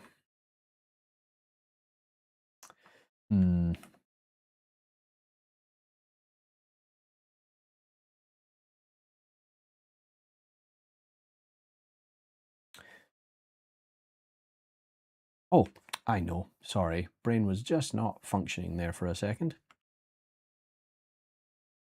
I'll duplicate it.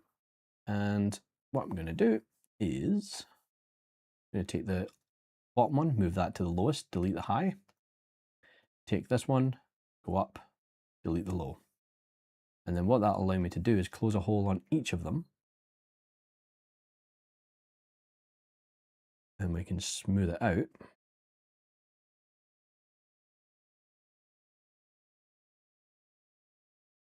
And in fact, you know what? I'm not actually, I'll Z-remesh it again. I don't want to kind of waste time doing that. I think I'll just Z-remesh this again. So let's do a bit of cleanup on this. So we're going to clean up the edge of the head here. where it's going to connect to the neck. And the reason I wanted to do this is it's just going to allow me a bit more control over the jaw without that body getting in the way. And it's going to be clearer for me to make sure that it's working the way I want. So we get something that looks a bit like this. It's all about kind of visualizing how that jaw is opening.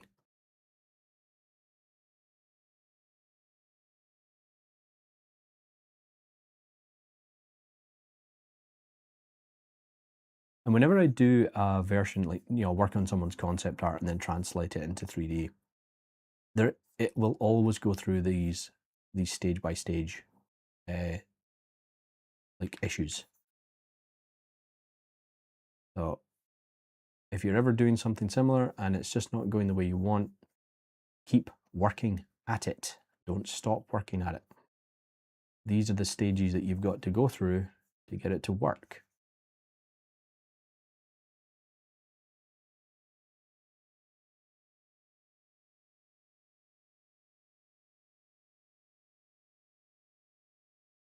So I'll just get the inside of the mouth sculpted out now.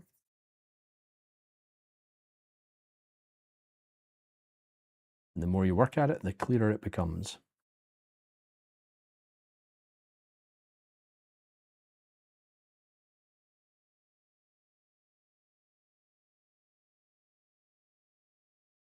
Oops. Okay.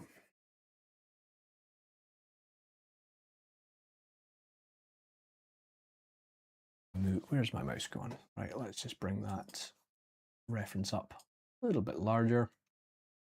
And now I can start looking at tweaking the muzzle a bit.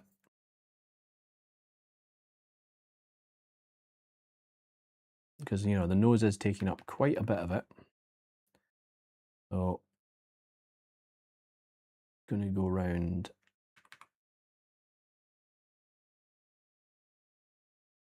like so. And we're going to have to do a little bit of adjustment to the overall width, I think. So it's going to taper down a bit more. Like so. And go behind the nose. So let's do a quick mask like that, just around the schnoz. And let's start pushing some of this back. Because you'd be amazed that when no matter, even if you're doing something stylized, right? Look at anything from history and animation or anything like this. Even when you're doing something stylized, you have to follow the anatomy of that creature. Otherwise, it just doesn't really work as well. Okay, so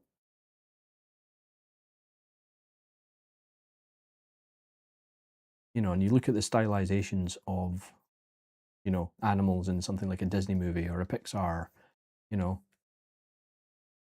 look at how they stylize them. Look at the elements that they keep and the elements that they don't.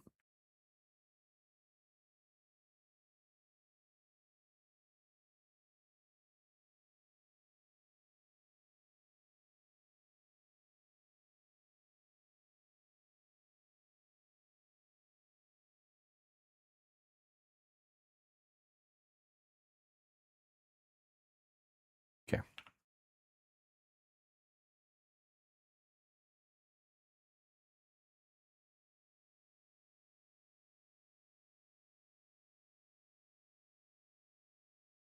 Let's start to fill in the shapes now.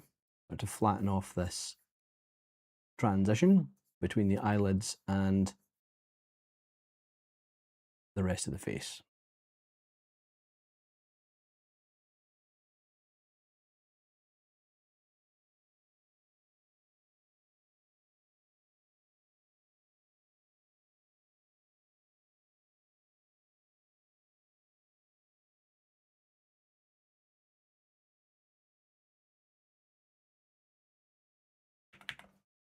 Oops, clear, and press the wrong shortcut key there.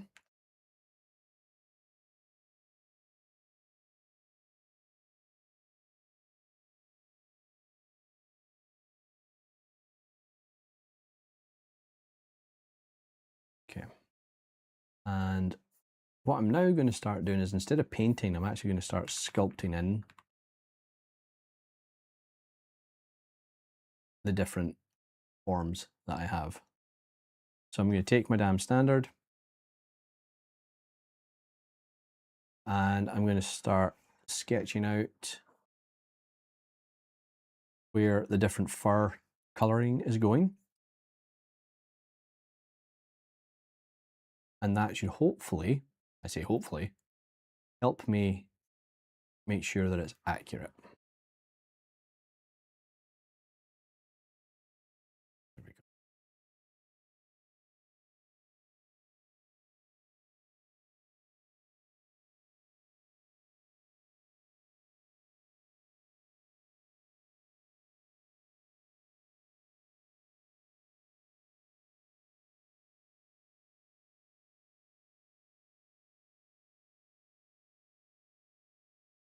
How are we doing for time? Okay, we're coming up on the 2-hour mark, folks. And I think, like I said, this one's not going to be done in 3 hours.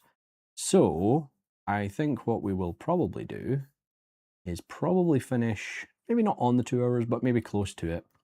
And then we will come back tomorrow at some point. Like I said, just keep an eye on your notifications. Keep an eye on your notifications.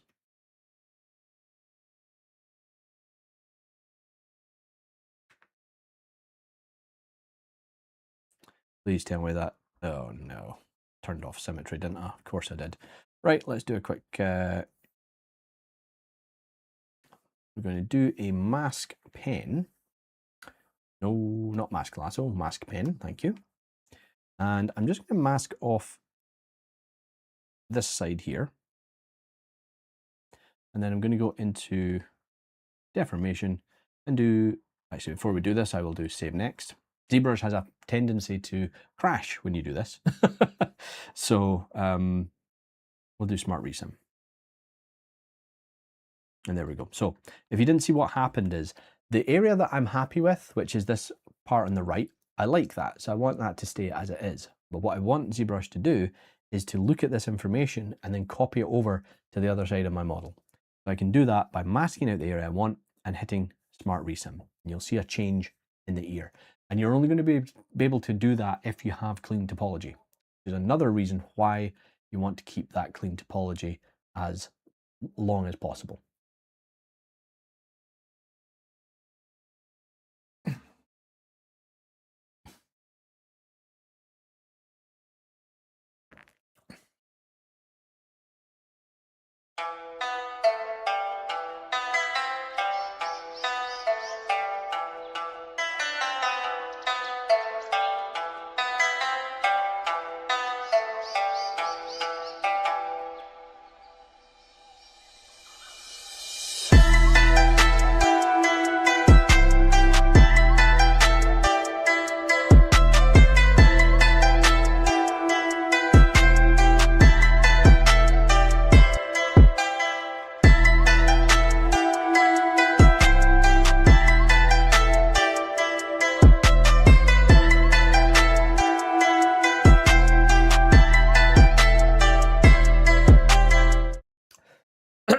Sorry about that, folks. Food went down the wrong pipe. You know how it goes. Okay, so let me see.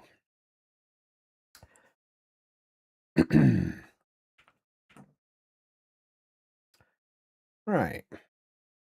I think we're getting there with the likeness. But like I was saying before, you sometimes need other elements on the face in order to kind of figure out exactly how it's looking. So for me, I think what we're missing here is definitely the nose. We've went too small this time. Before we went excuse me, sorry, we went too large. Excuse me. I'll be back in a second, folks.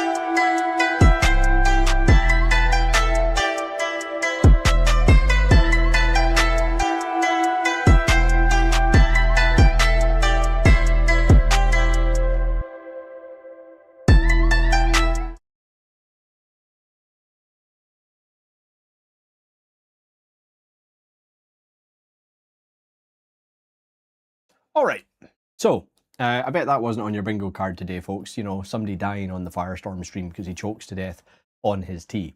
Although I can imagine that the numbers would skyrocket on the YouTube video for that one. It's like, quick, watch back when the guy literally keels over because he chokes on his tea. All right. So like I was saying, we went a little bit too large with the nose initially. Now we've went a little bit in the opposite direction and it's a bit too small. But I think I want to put the teeth in to just complete the mouth, and then we can start really putting things around in the place they need to be. Now, in the concept, if I bring up the opacity here, see, the other thing that's bothering me is that we've got the right head width, but I still think we need to taper it in a bit. I think the head's overly just too wide. But again, it could just be the angle. So we've got to be really wary about that. See, look at how wide the head is. You know what? That's what I'm going to do. I'm going to make the head... I like the face. I think the face is okay. I think the head is just overall too wide. Pat 0T1. Right? You know, is tea getting me back for drinking it all these years? But yes, yeah, that was the thing. I coughed so hard my throat got really sore, so that's why I couldn't talk. So yeah, that's why we... So let's just do a little bit of adjustment here to the overall size of the head, and I'm going to just do this one by eye, which just feels a lot better to me.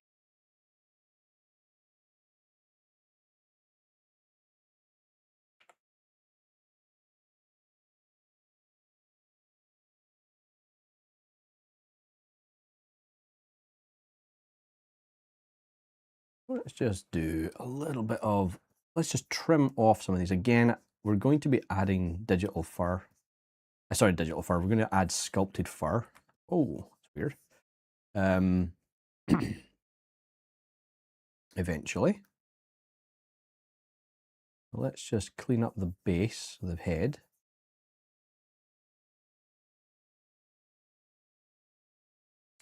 Oh, that's looking better now. There we go. We're getting somewhere, folks.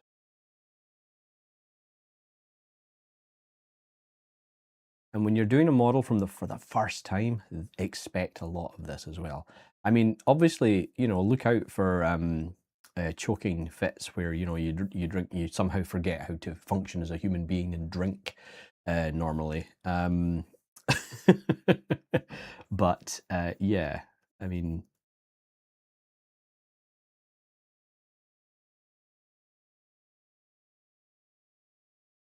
I'll need to tell Heather that I almost choked to death on stream. You'll find that funny.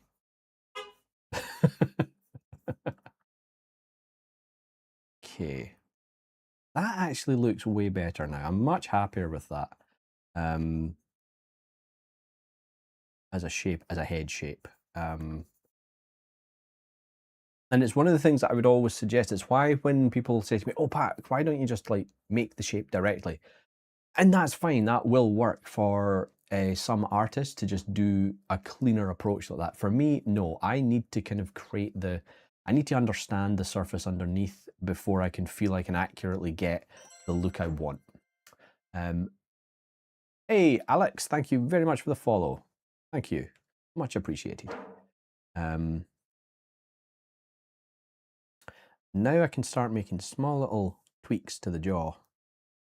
Maybe start bringing it in like that. There we go.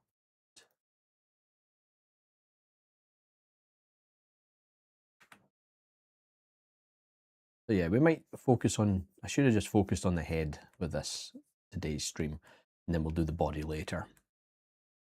Because again, Will's work is really cool. And I've kind of, it was one of those things, I was just looking for artwork, and I was just, you know, doom scrolling on Instagram, and then I popped across his work, funnily enough on Pinterest. One of his ravens came up that he did.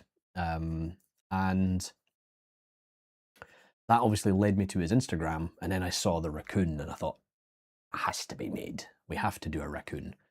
And he's also got this awesome vampire bat that he's done that I love. I'd love to try and get that in at some point as well. So, oh my good God, I really hurt my throat. That was quite painful. So let's just do another quick reshape of the ears, because I'm now starting to feel, this is starting to feel like what I want it to. This is now looking how it should.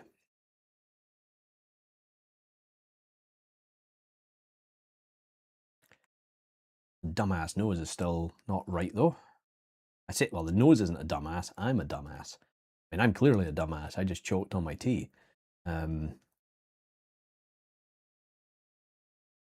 Okay, let's get the teeth in. So what I do want to do for the, oops, nope, save next, please. What I want to do with this, I want to go to the light box, or maybe, let's see if, let's go to, I'm going to just do a bit of house clean up here. So let's just do a new folder. We'll pop everything that we're not using in there. The body, I think I'm going to probably redo. Yeah, probably going to redo all that. So we've got the head. We've got the tongue. And we got the eyes. That's looking good. Okay, way better. Save next. And the reason I've done this is what I want to do now is I want to create the teeth, and I want to maybe use an insert mesh brush. Now, insert mesh brushes, like we spoke about at the beginning, will only work on a model with no subdivision surfaces. So I have to do append and do that, and then just bring this down to a scale that works. So let's grab that, bring it down, and there we go. I'm not going to lie, the tongue's kind of funny sticking out like that. It's quite unhinged. It's on kind of on point for this.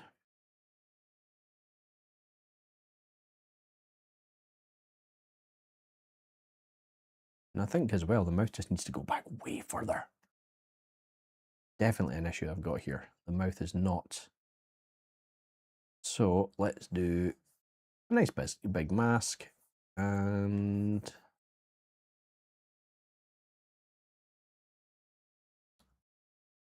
get that pulled all the way back.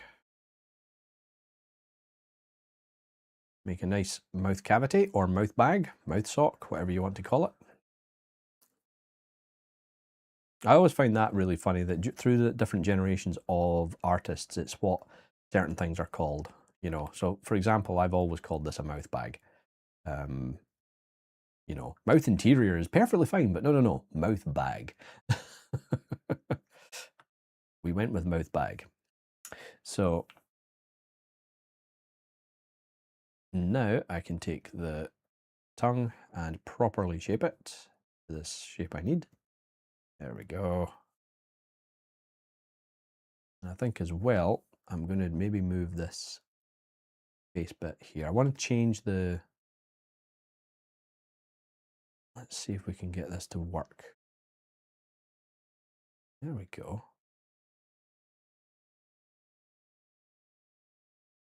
Just changing the shape of the mouth a little bit just to try and get that shape of the side of the mouth.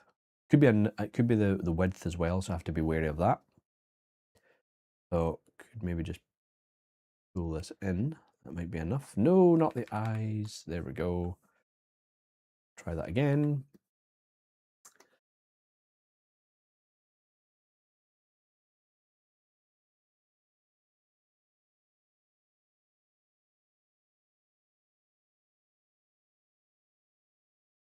Okay. The tongue, quite large, flat in the mouth. Move that all the way back. Probably do with a wee bit thinner at the top. Now we're going to, actually, wait a minute. Am I being dumb? I am being dumb. Yeah, there is no subdivisions on that. I'm being totally dumb. So we'll just delete that. We don't need that. You don't need that stinking sphere. We're going to go into the brush menu, and I'm going to look for the IMM Toon parts. I want to see if there's any kind of teeth in here that I could use. If there is, and that's quite an aha, there is. Now, are they the kind of teeth I need? No. No, we need proper teeth, as in we need human teeth. So let's do that. Let's go into IMM parts and see if we can find some teeth in here. Which there's not. Interesting. Okay. Bear with me. Okay, folks. I am going to load up one of my models. One of my models that I've been doing seemingly for years, it feels like at this point. And I'm going to steal the teeth out of that. So let me see here. Okay. I'm not going to load it up from there. I will load it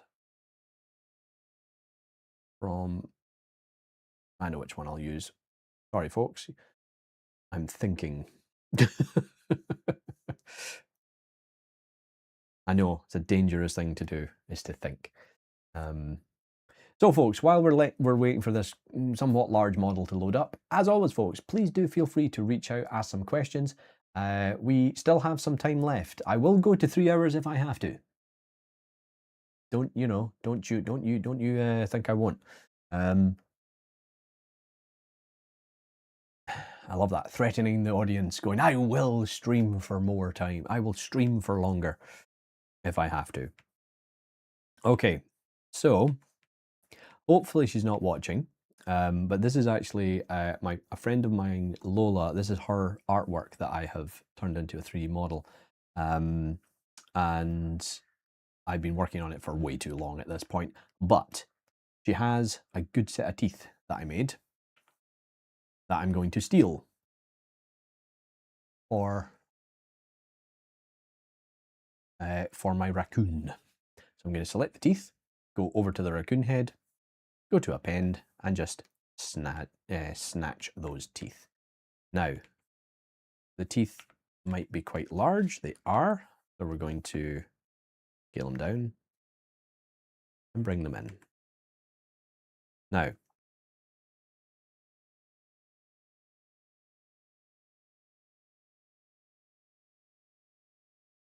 there we go. And we'll just get rid of those. And we'll maybe, oh, there's a tongue in here as well. Let's just use, we'll use the tongue that's part of it. Why not? And reshape it. So what I'm going to do with this is I'm going to get rid of the gums. We don't need those. So we'll delete hidden. And then for this, I'm going to split unmask points the tongue. And then for the teeth, we're going to do the same. We've got our lower teeth, split unmask points. So now we've got our upper and lowers, and we can just get them into position. Okay. We'll just position them first, and then we're going to remove what we don't need.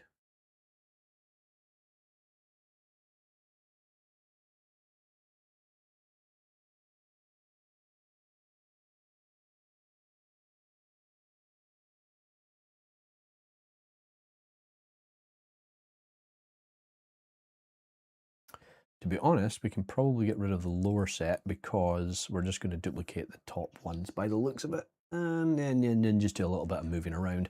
So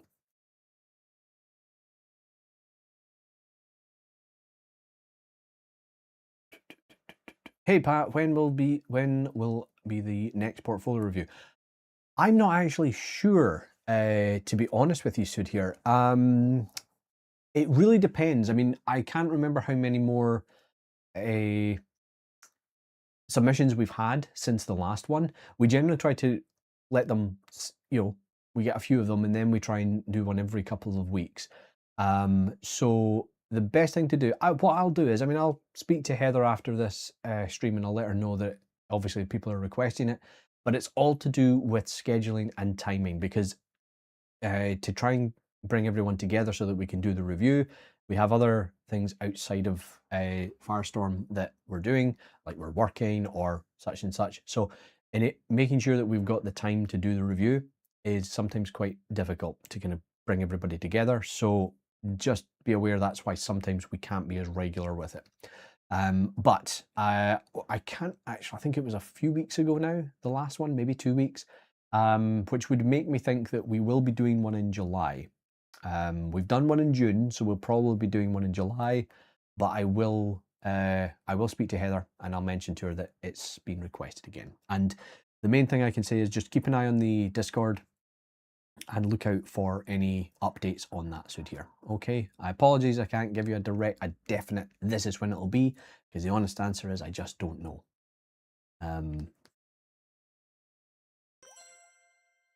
Thank you, Sigma John Lennon. Okay, welcome in. Thank you for the follow. Right, so let's just do half, shall we? So we're going to delete some more of the model.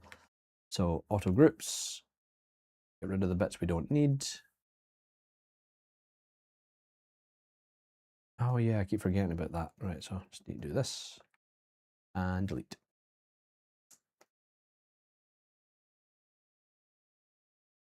Don't worry, I'm aware that I deleted the front, the front one.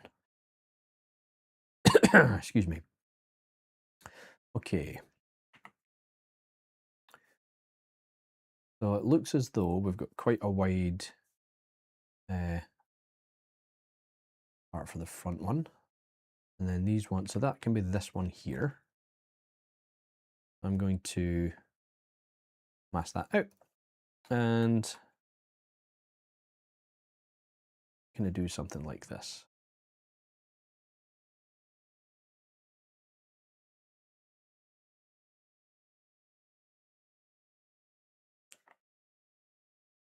And I think what we'll do is we're probably going to get rid of these as well. So we're just going to use 2 different teeth actually to do this. I probably could have done this manually, but hey, whatever. We are here. We are where we are.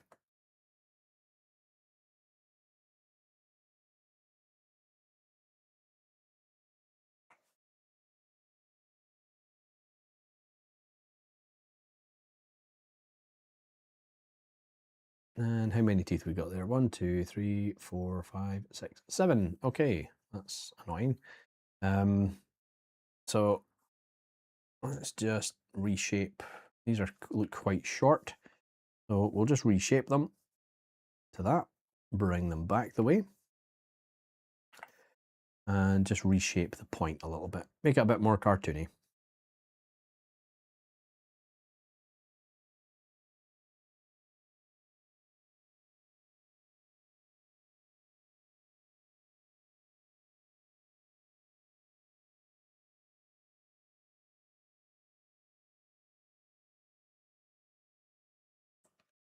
Don't know what happened there.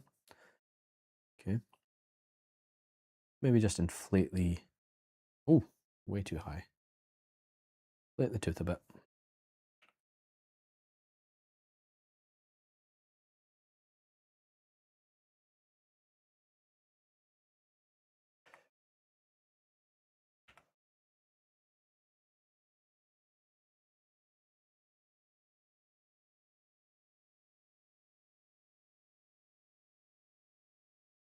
So just trying to reshape this tooth a little bit more, just to make it less obvious that we're repeating it. Because the more varied the tooth is, the more obvious it is that you've actually went in and just duplicated it. So I want to make sure it's as kind of fairly generic as possible. That looks about right. Reset that, hold control, and then just do something like this. Now, there's 7 there, but I think what we'll do is we'll go with 8. And then, oh, actually, no, we're not going to do that. We're going to do the 7, or the 6, actually, because that fits better in the mouth.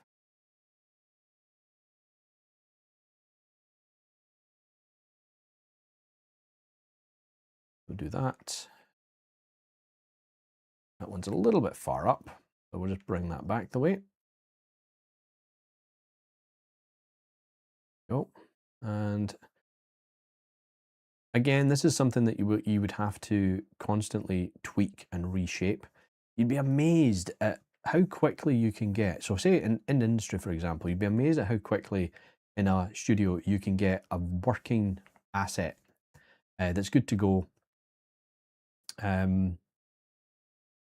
for a show or whatever. And then the time to get it, or most of the time is spent on just tweaking small things, just refining things as you go. So that's, you know, kind of just, there we go. That's okay.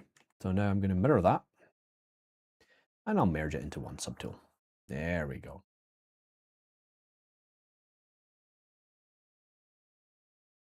Okay.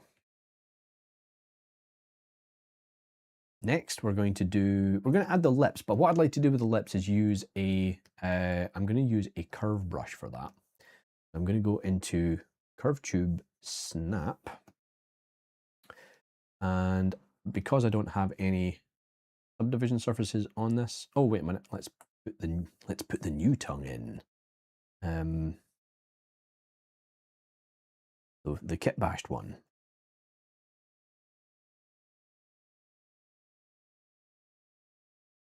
It's basically the same as the old tongue, except it just looks a little bit better.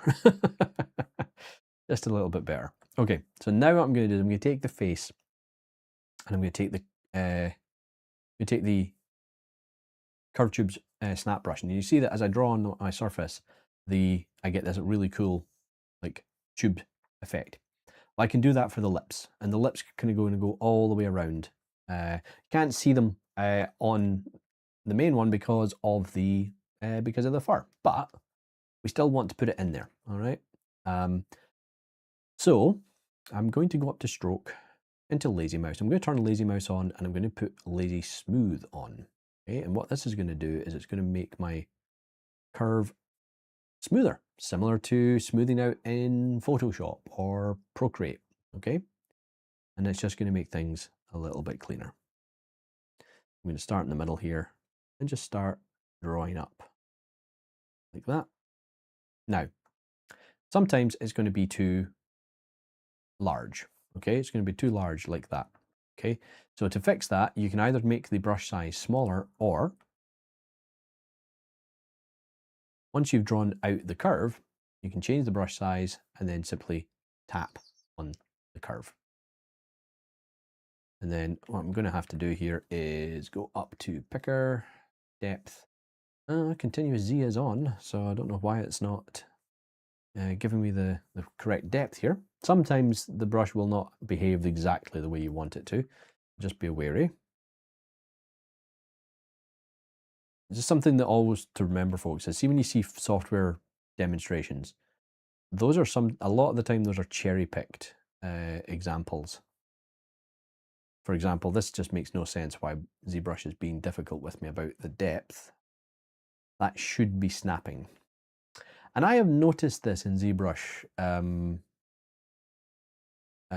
over the years, actually, in the last few versions. There is some weird things going on with some tools that have never been broken before, and they are now broken. There's no reason for this to be offset the way it is.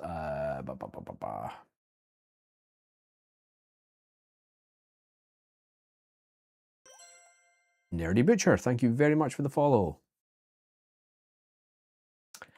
Getting quite irritating, that. So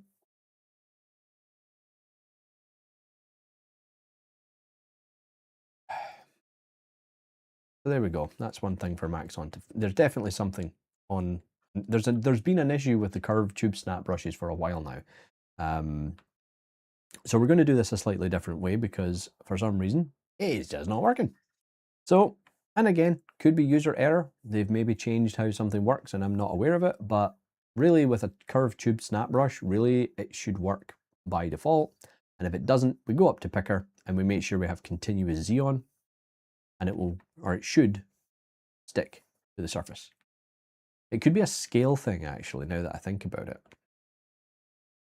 It might be a scale issue, but we don't have time to figure it out. I will figure it out later. So I'm going to now, instead, I'm going to mask out the area I want, and I will extract it.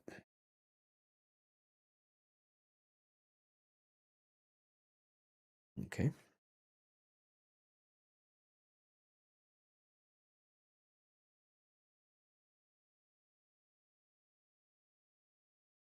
Okay, so then we're going to do something like this, just to create the area where the lip is going to go. Then we'll go into Subtool, open it up, and go down to Extract. Under here, I'm going to take the smooth and put that up to 100. And I'm going to take the thickness and put it down to 0. Because I want to be able to control the thickness of this extraction myself. And I'll hit Extract. And then it looks okay, so I'll hit Accept. And there we go. So we end up with something like this. And it's a piece of geometry that's an exact duplicate of what we had, but I've smoothed it out so it's cleaner, and it conforms to the surface underneath. But it's always going to be a little bit messy in regard to the geometry. So the first thing I always do is I go into geometry and hit ZRemesh. And then I'll just hit the half button, and I'll keep ZRemeshing it until it's a little bit lower. If it refuses to go lower when you've got half selected, turn off adaptive. And that will brute force the ZRemesher algorithm to really lower the resolution. Okay. And then all I'll do is go into Dynamic Subdiv, turn it on. That's going to smooth it a little bit further. Then I can add a bit of thickness. Put the offset to 0 so the thickness is coming straight off the surface. Oh, that's weird. Oh, what's broken? Oh, something's broken on the mesh, that's why. Hold on. Oh, that's not great. Okay, bear with me, folks. I'm going to do the ZRemesh again. Let me just put that down to 0.5. ZRemesh. Why have you done that? That's not how ZRemesh is supposed to work.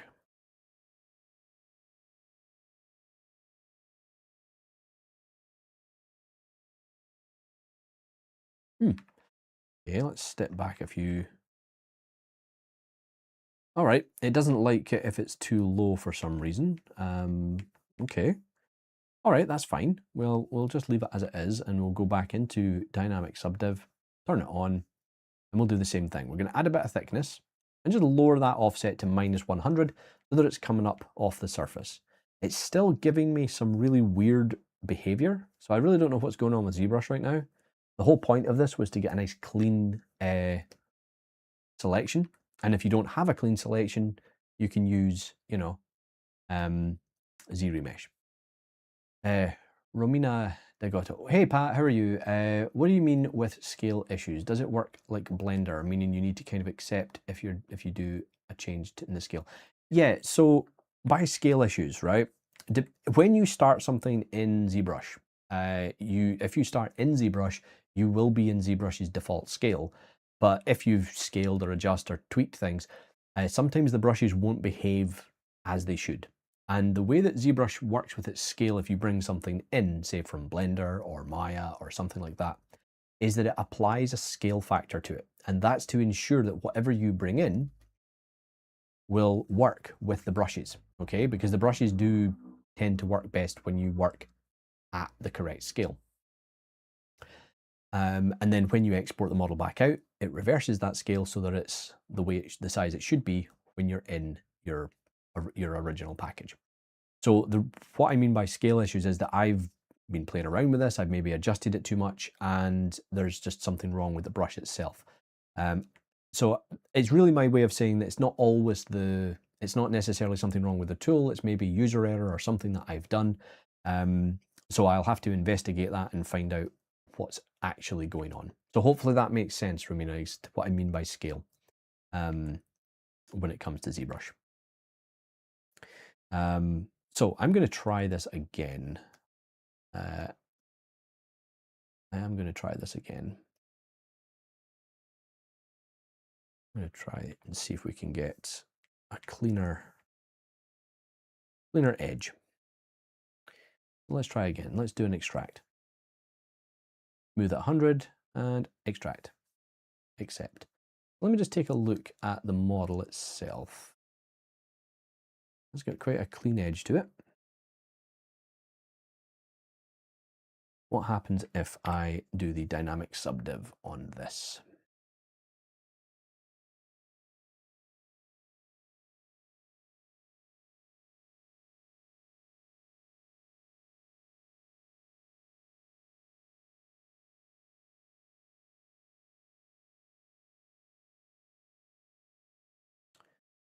Let's see.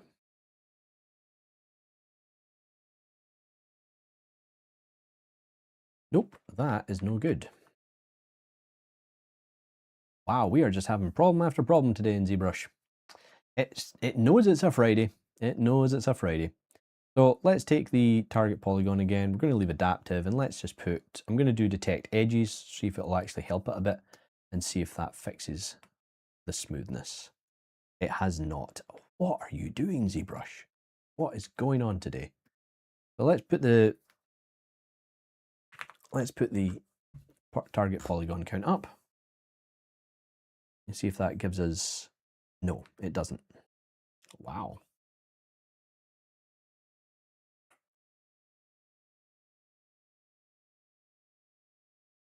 Okay. So let's delete that. No, not duplicate it. Let's delete it and delete that again. Okay, let's see if we can figure out a different way of doing this. Let's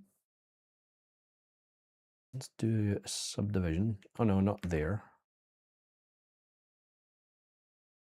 Let me see here. What happens if we subdivide? And you know what? Let's just do.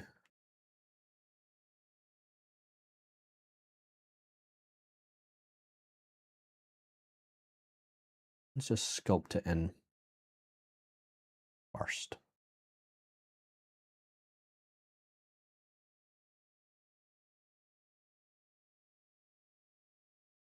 Okay, lower the intensity there. You turn off use tablet. I'm just going to draw around where I want that to go and smooth it back. And just clean up the surface area a little bit more. But I do need to figure out what is going on with the snap brushes in ZBrush.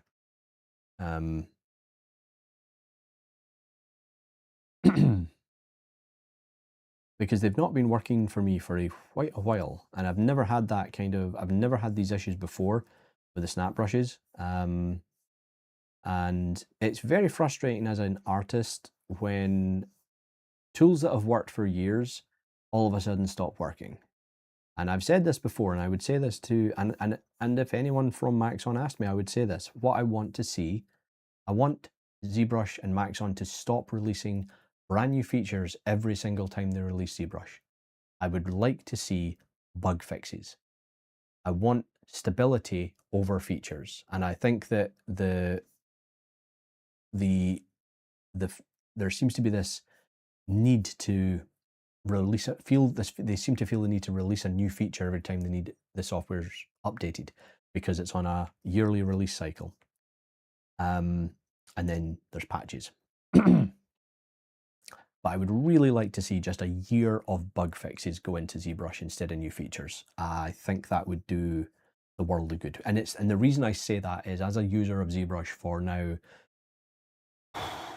over almost 20 years,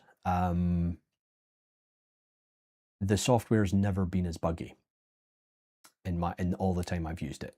So, and this is not a slight. I am aware of how strict deadlines are, and I'm aware that these software need to be released on a yearly basis, etc.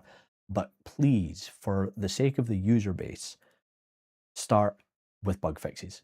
The software is nowhere near as stable as it used to be, and that needs to stop, I'm afraid. The software has to go back to being as stable as it once was. And I think that would help if we just had bug fixes rather than new features. We don't need new features. Excuse me, we don't. The software is perfectly fine as it is. But when things like, for example, a few months ago, I had the Zbrush crashing my software every time I hit shift. That shouldn't be. So, and I feel for the developers that work on it, because I know that they're probably pushed to get these things out, but bug fixes are, in my opinion, a better idea than new features. That's what I would like to see. And again, just to repeat, I would say this to anyone at Maxon as well. That's a genuine piece of feedback from someone who's used the software for a long time, and I've seen it become I've seen it become less stable over the years.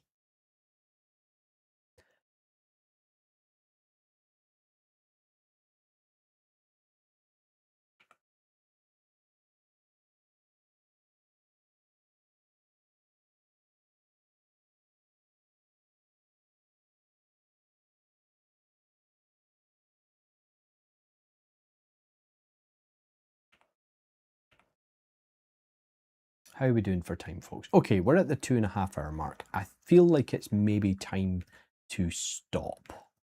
It might be time to stop for today. Because Zbrush is definitely, I mean, obviously you won't be able to see it on the stream, folks. I'm getting some really strange behavior with the brushes. So I'm going to have to go and investigate that. Potentially means that Zbrush needs to be initialized, which is always a pain, because if you initialize Zbrush, it means that it resets everything and you have to set it all up again, but it generally fixes most problems. So, okay. Let's just finish up by, let's get the lower teeth in here. We're going to duplicate this here and rotate it round. Actually, you know what? Let's center that first and then do it. There we go. And we'll get that into place. Oops, what did I do? There we go.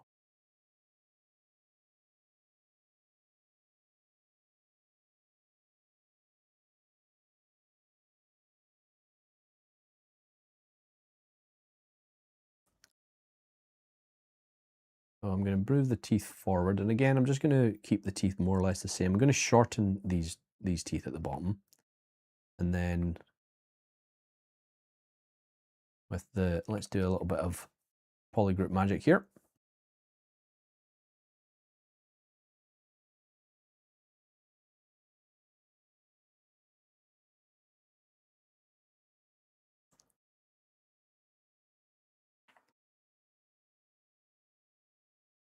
And then we'll just push that back into the mouth, like so. Try and get it to line up. And again, what I'm going to do here with this is I want to try and get the teeth to line up, and that's then going to kind of infer how I adjust the mouth, because we can see here that the mouth is too thin. I'm going to just grab the brush here and let's get that focus shift down to 0, get the intensity down to 0, to lower, and then just move the jaw out. Like so. And then we'll fill that with we'll fix that with the lips when we get to it. Now, we've also got a set of teeth going up the edges, so I want to do that too. So for that, we're going to again duplicate which ones? There they are. We're going to duplicate these teeth, bring them forward, rotate them. And now we're going to do a little bit more editing again. So we're going to get rid of the large teeth, and we're just going to, you know what? We're just going to be brave. We're going to get rid of all these, delete them. I'm going to take the one in the middle and just reshape it. Make it a bit wider, a little bit larger. And with AccuCurve on, we can just add a bit more of a point to it.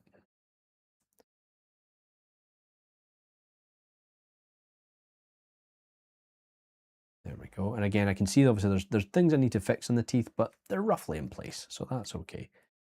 These are all things that can be fairly quickly edited and adjusted.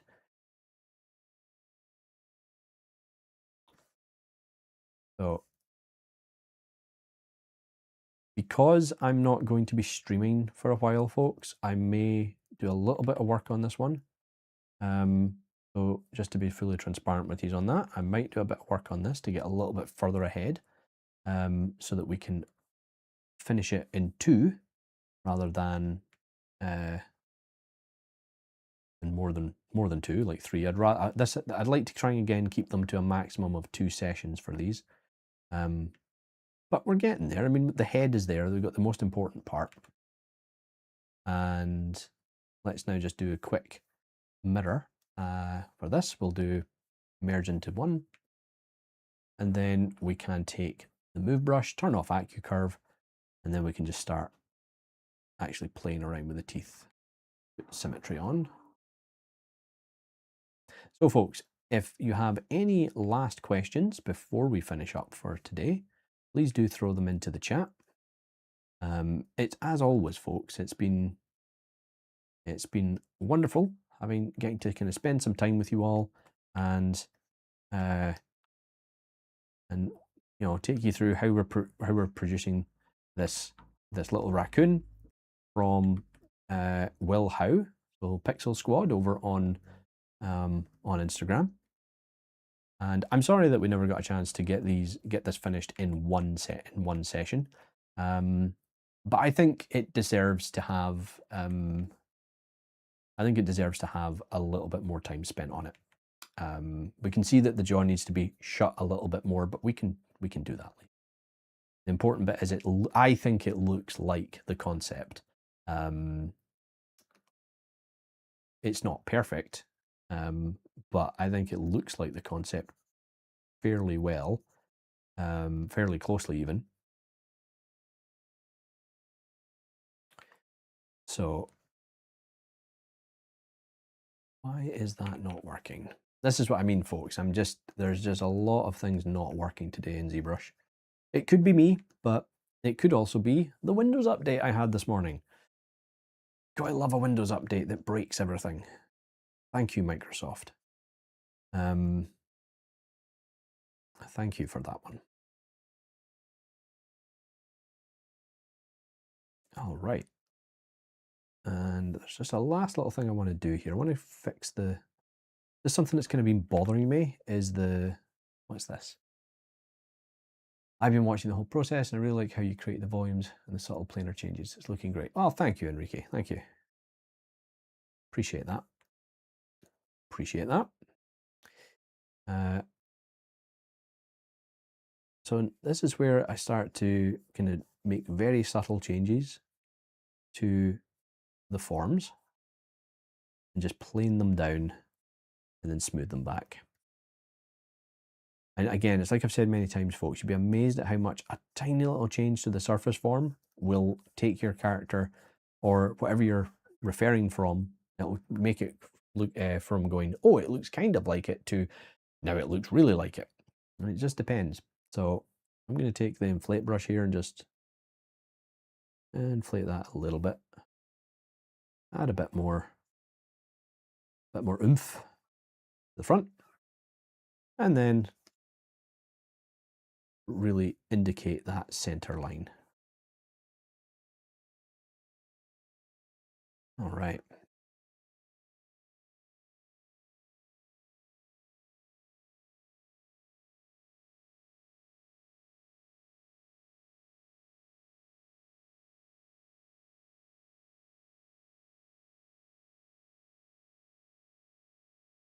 Thank you, Enrique. Yeah, I think it is. I think we're getting there. We're close. We're close.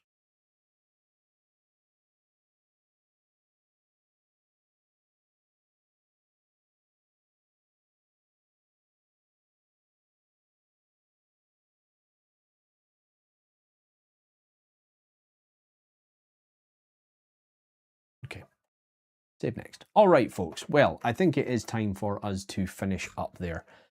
So I do want to thank you all for hanging out with me today, particularly through the small choking fit that I had and almost died on stream. But this is why we come to the streams, for that kind of excitement. Because you never know what's going to happen on a Firestorm Studio stream. And that's what we try to kind of push through for you all, okay? And provide some entertainment for you as well as some education. So I hope everyone enjoys the rest of their Friday. I hope you all have a lovely weekend. Please be sure to check out the Firestorm Discord and all of our social links, which you'll find underneath the video. To round out this week, we have Andre. He's going to be doing his ZBrush and Chill session tomorrow at 6 a.m. UTC. So please do feel free to tune into that if you're able to. And if you can't, you can always check out the Firestorm Studios YouTube channel, where all of these sessions are pre-recorded, not pre-recorded, are recorded and then posted afterwards. So you won't have to worry about missing any kind of content from your favorite streamers here at Firestorm Studios. So as I said, folks, I will not be back on Monday. I will not be back to my usual streaming for at least 3 weeks. But please do keep an eye on the Instagram and the Discord. So if I am able to stream, I will put up a notification for that, or someday at Firestorm Studios as well. So until then, folks, enjoy the rest of your weekend. Take care, and I will see you all next time. Bye for now.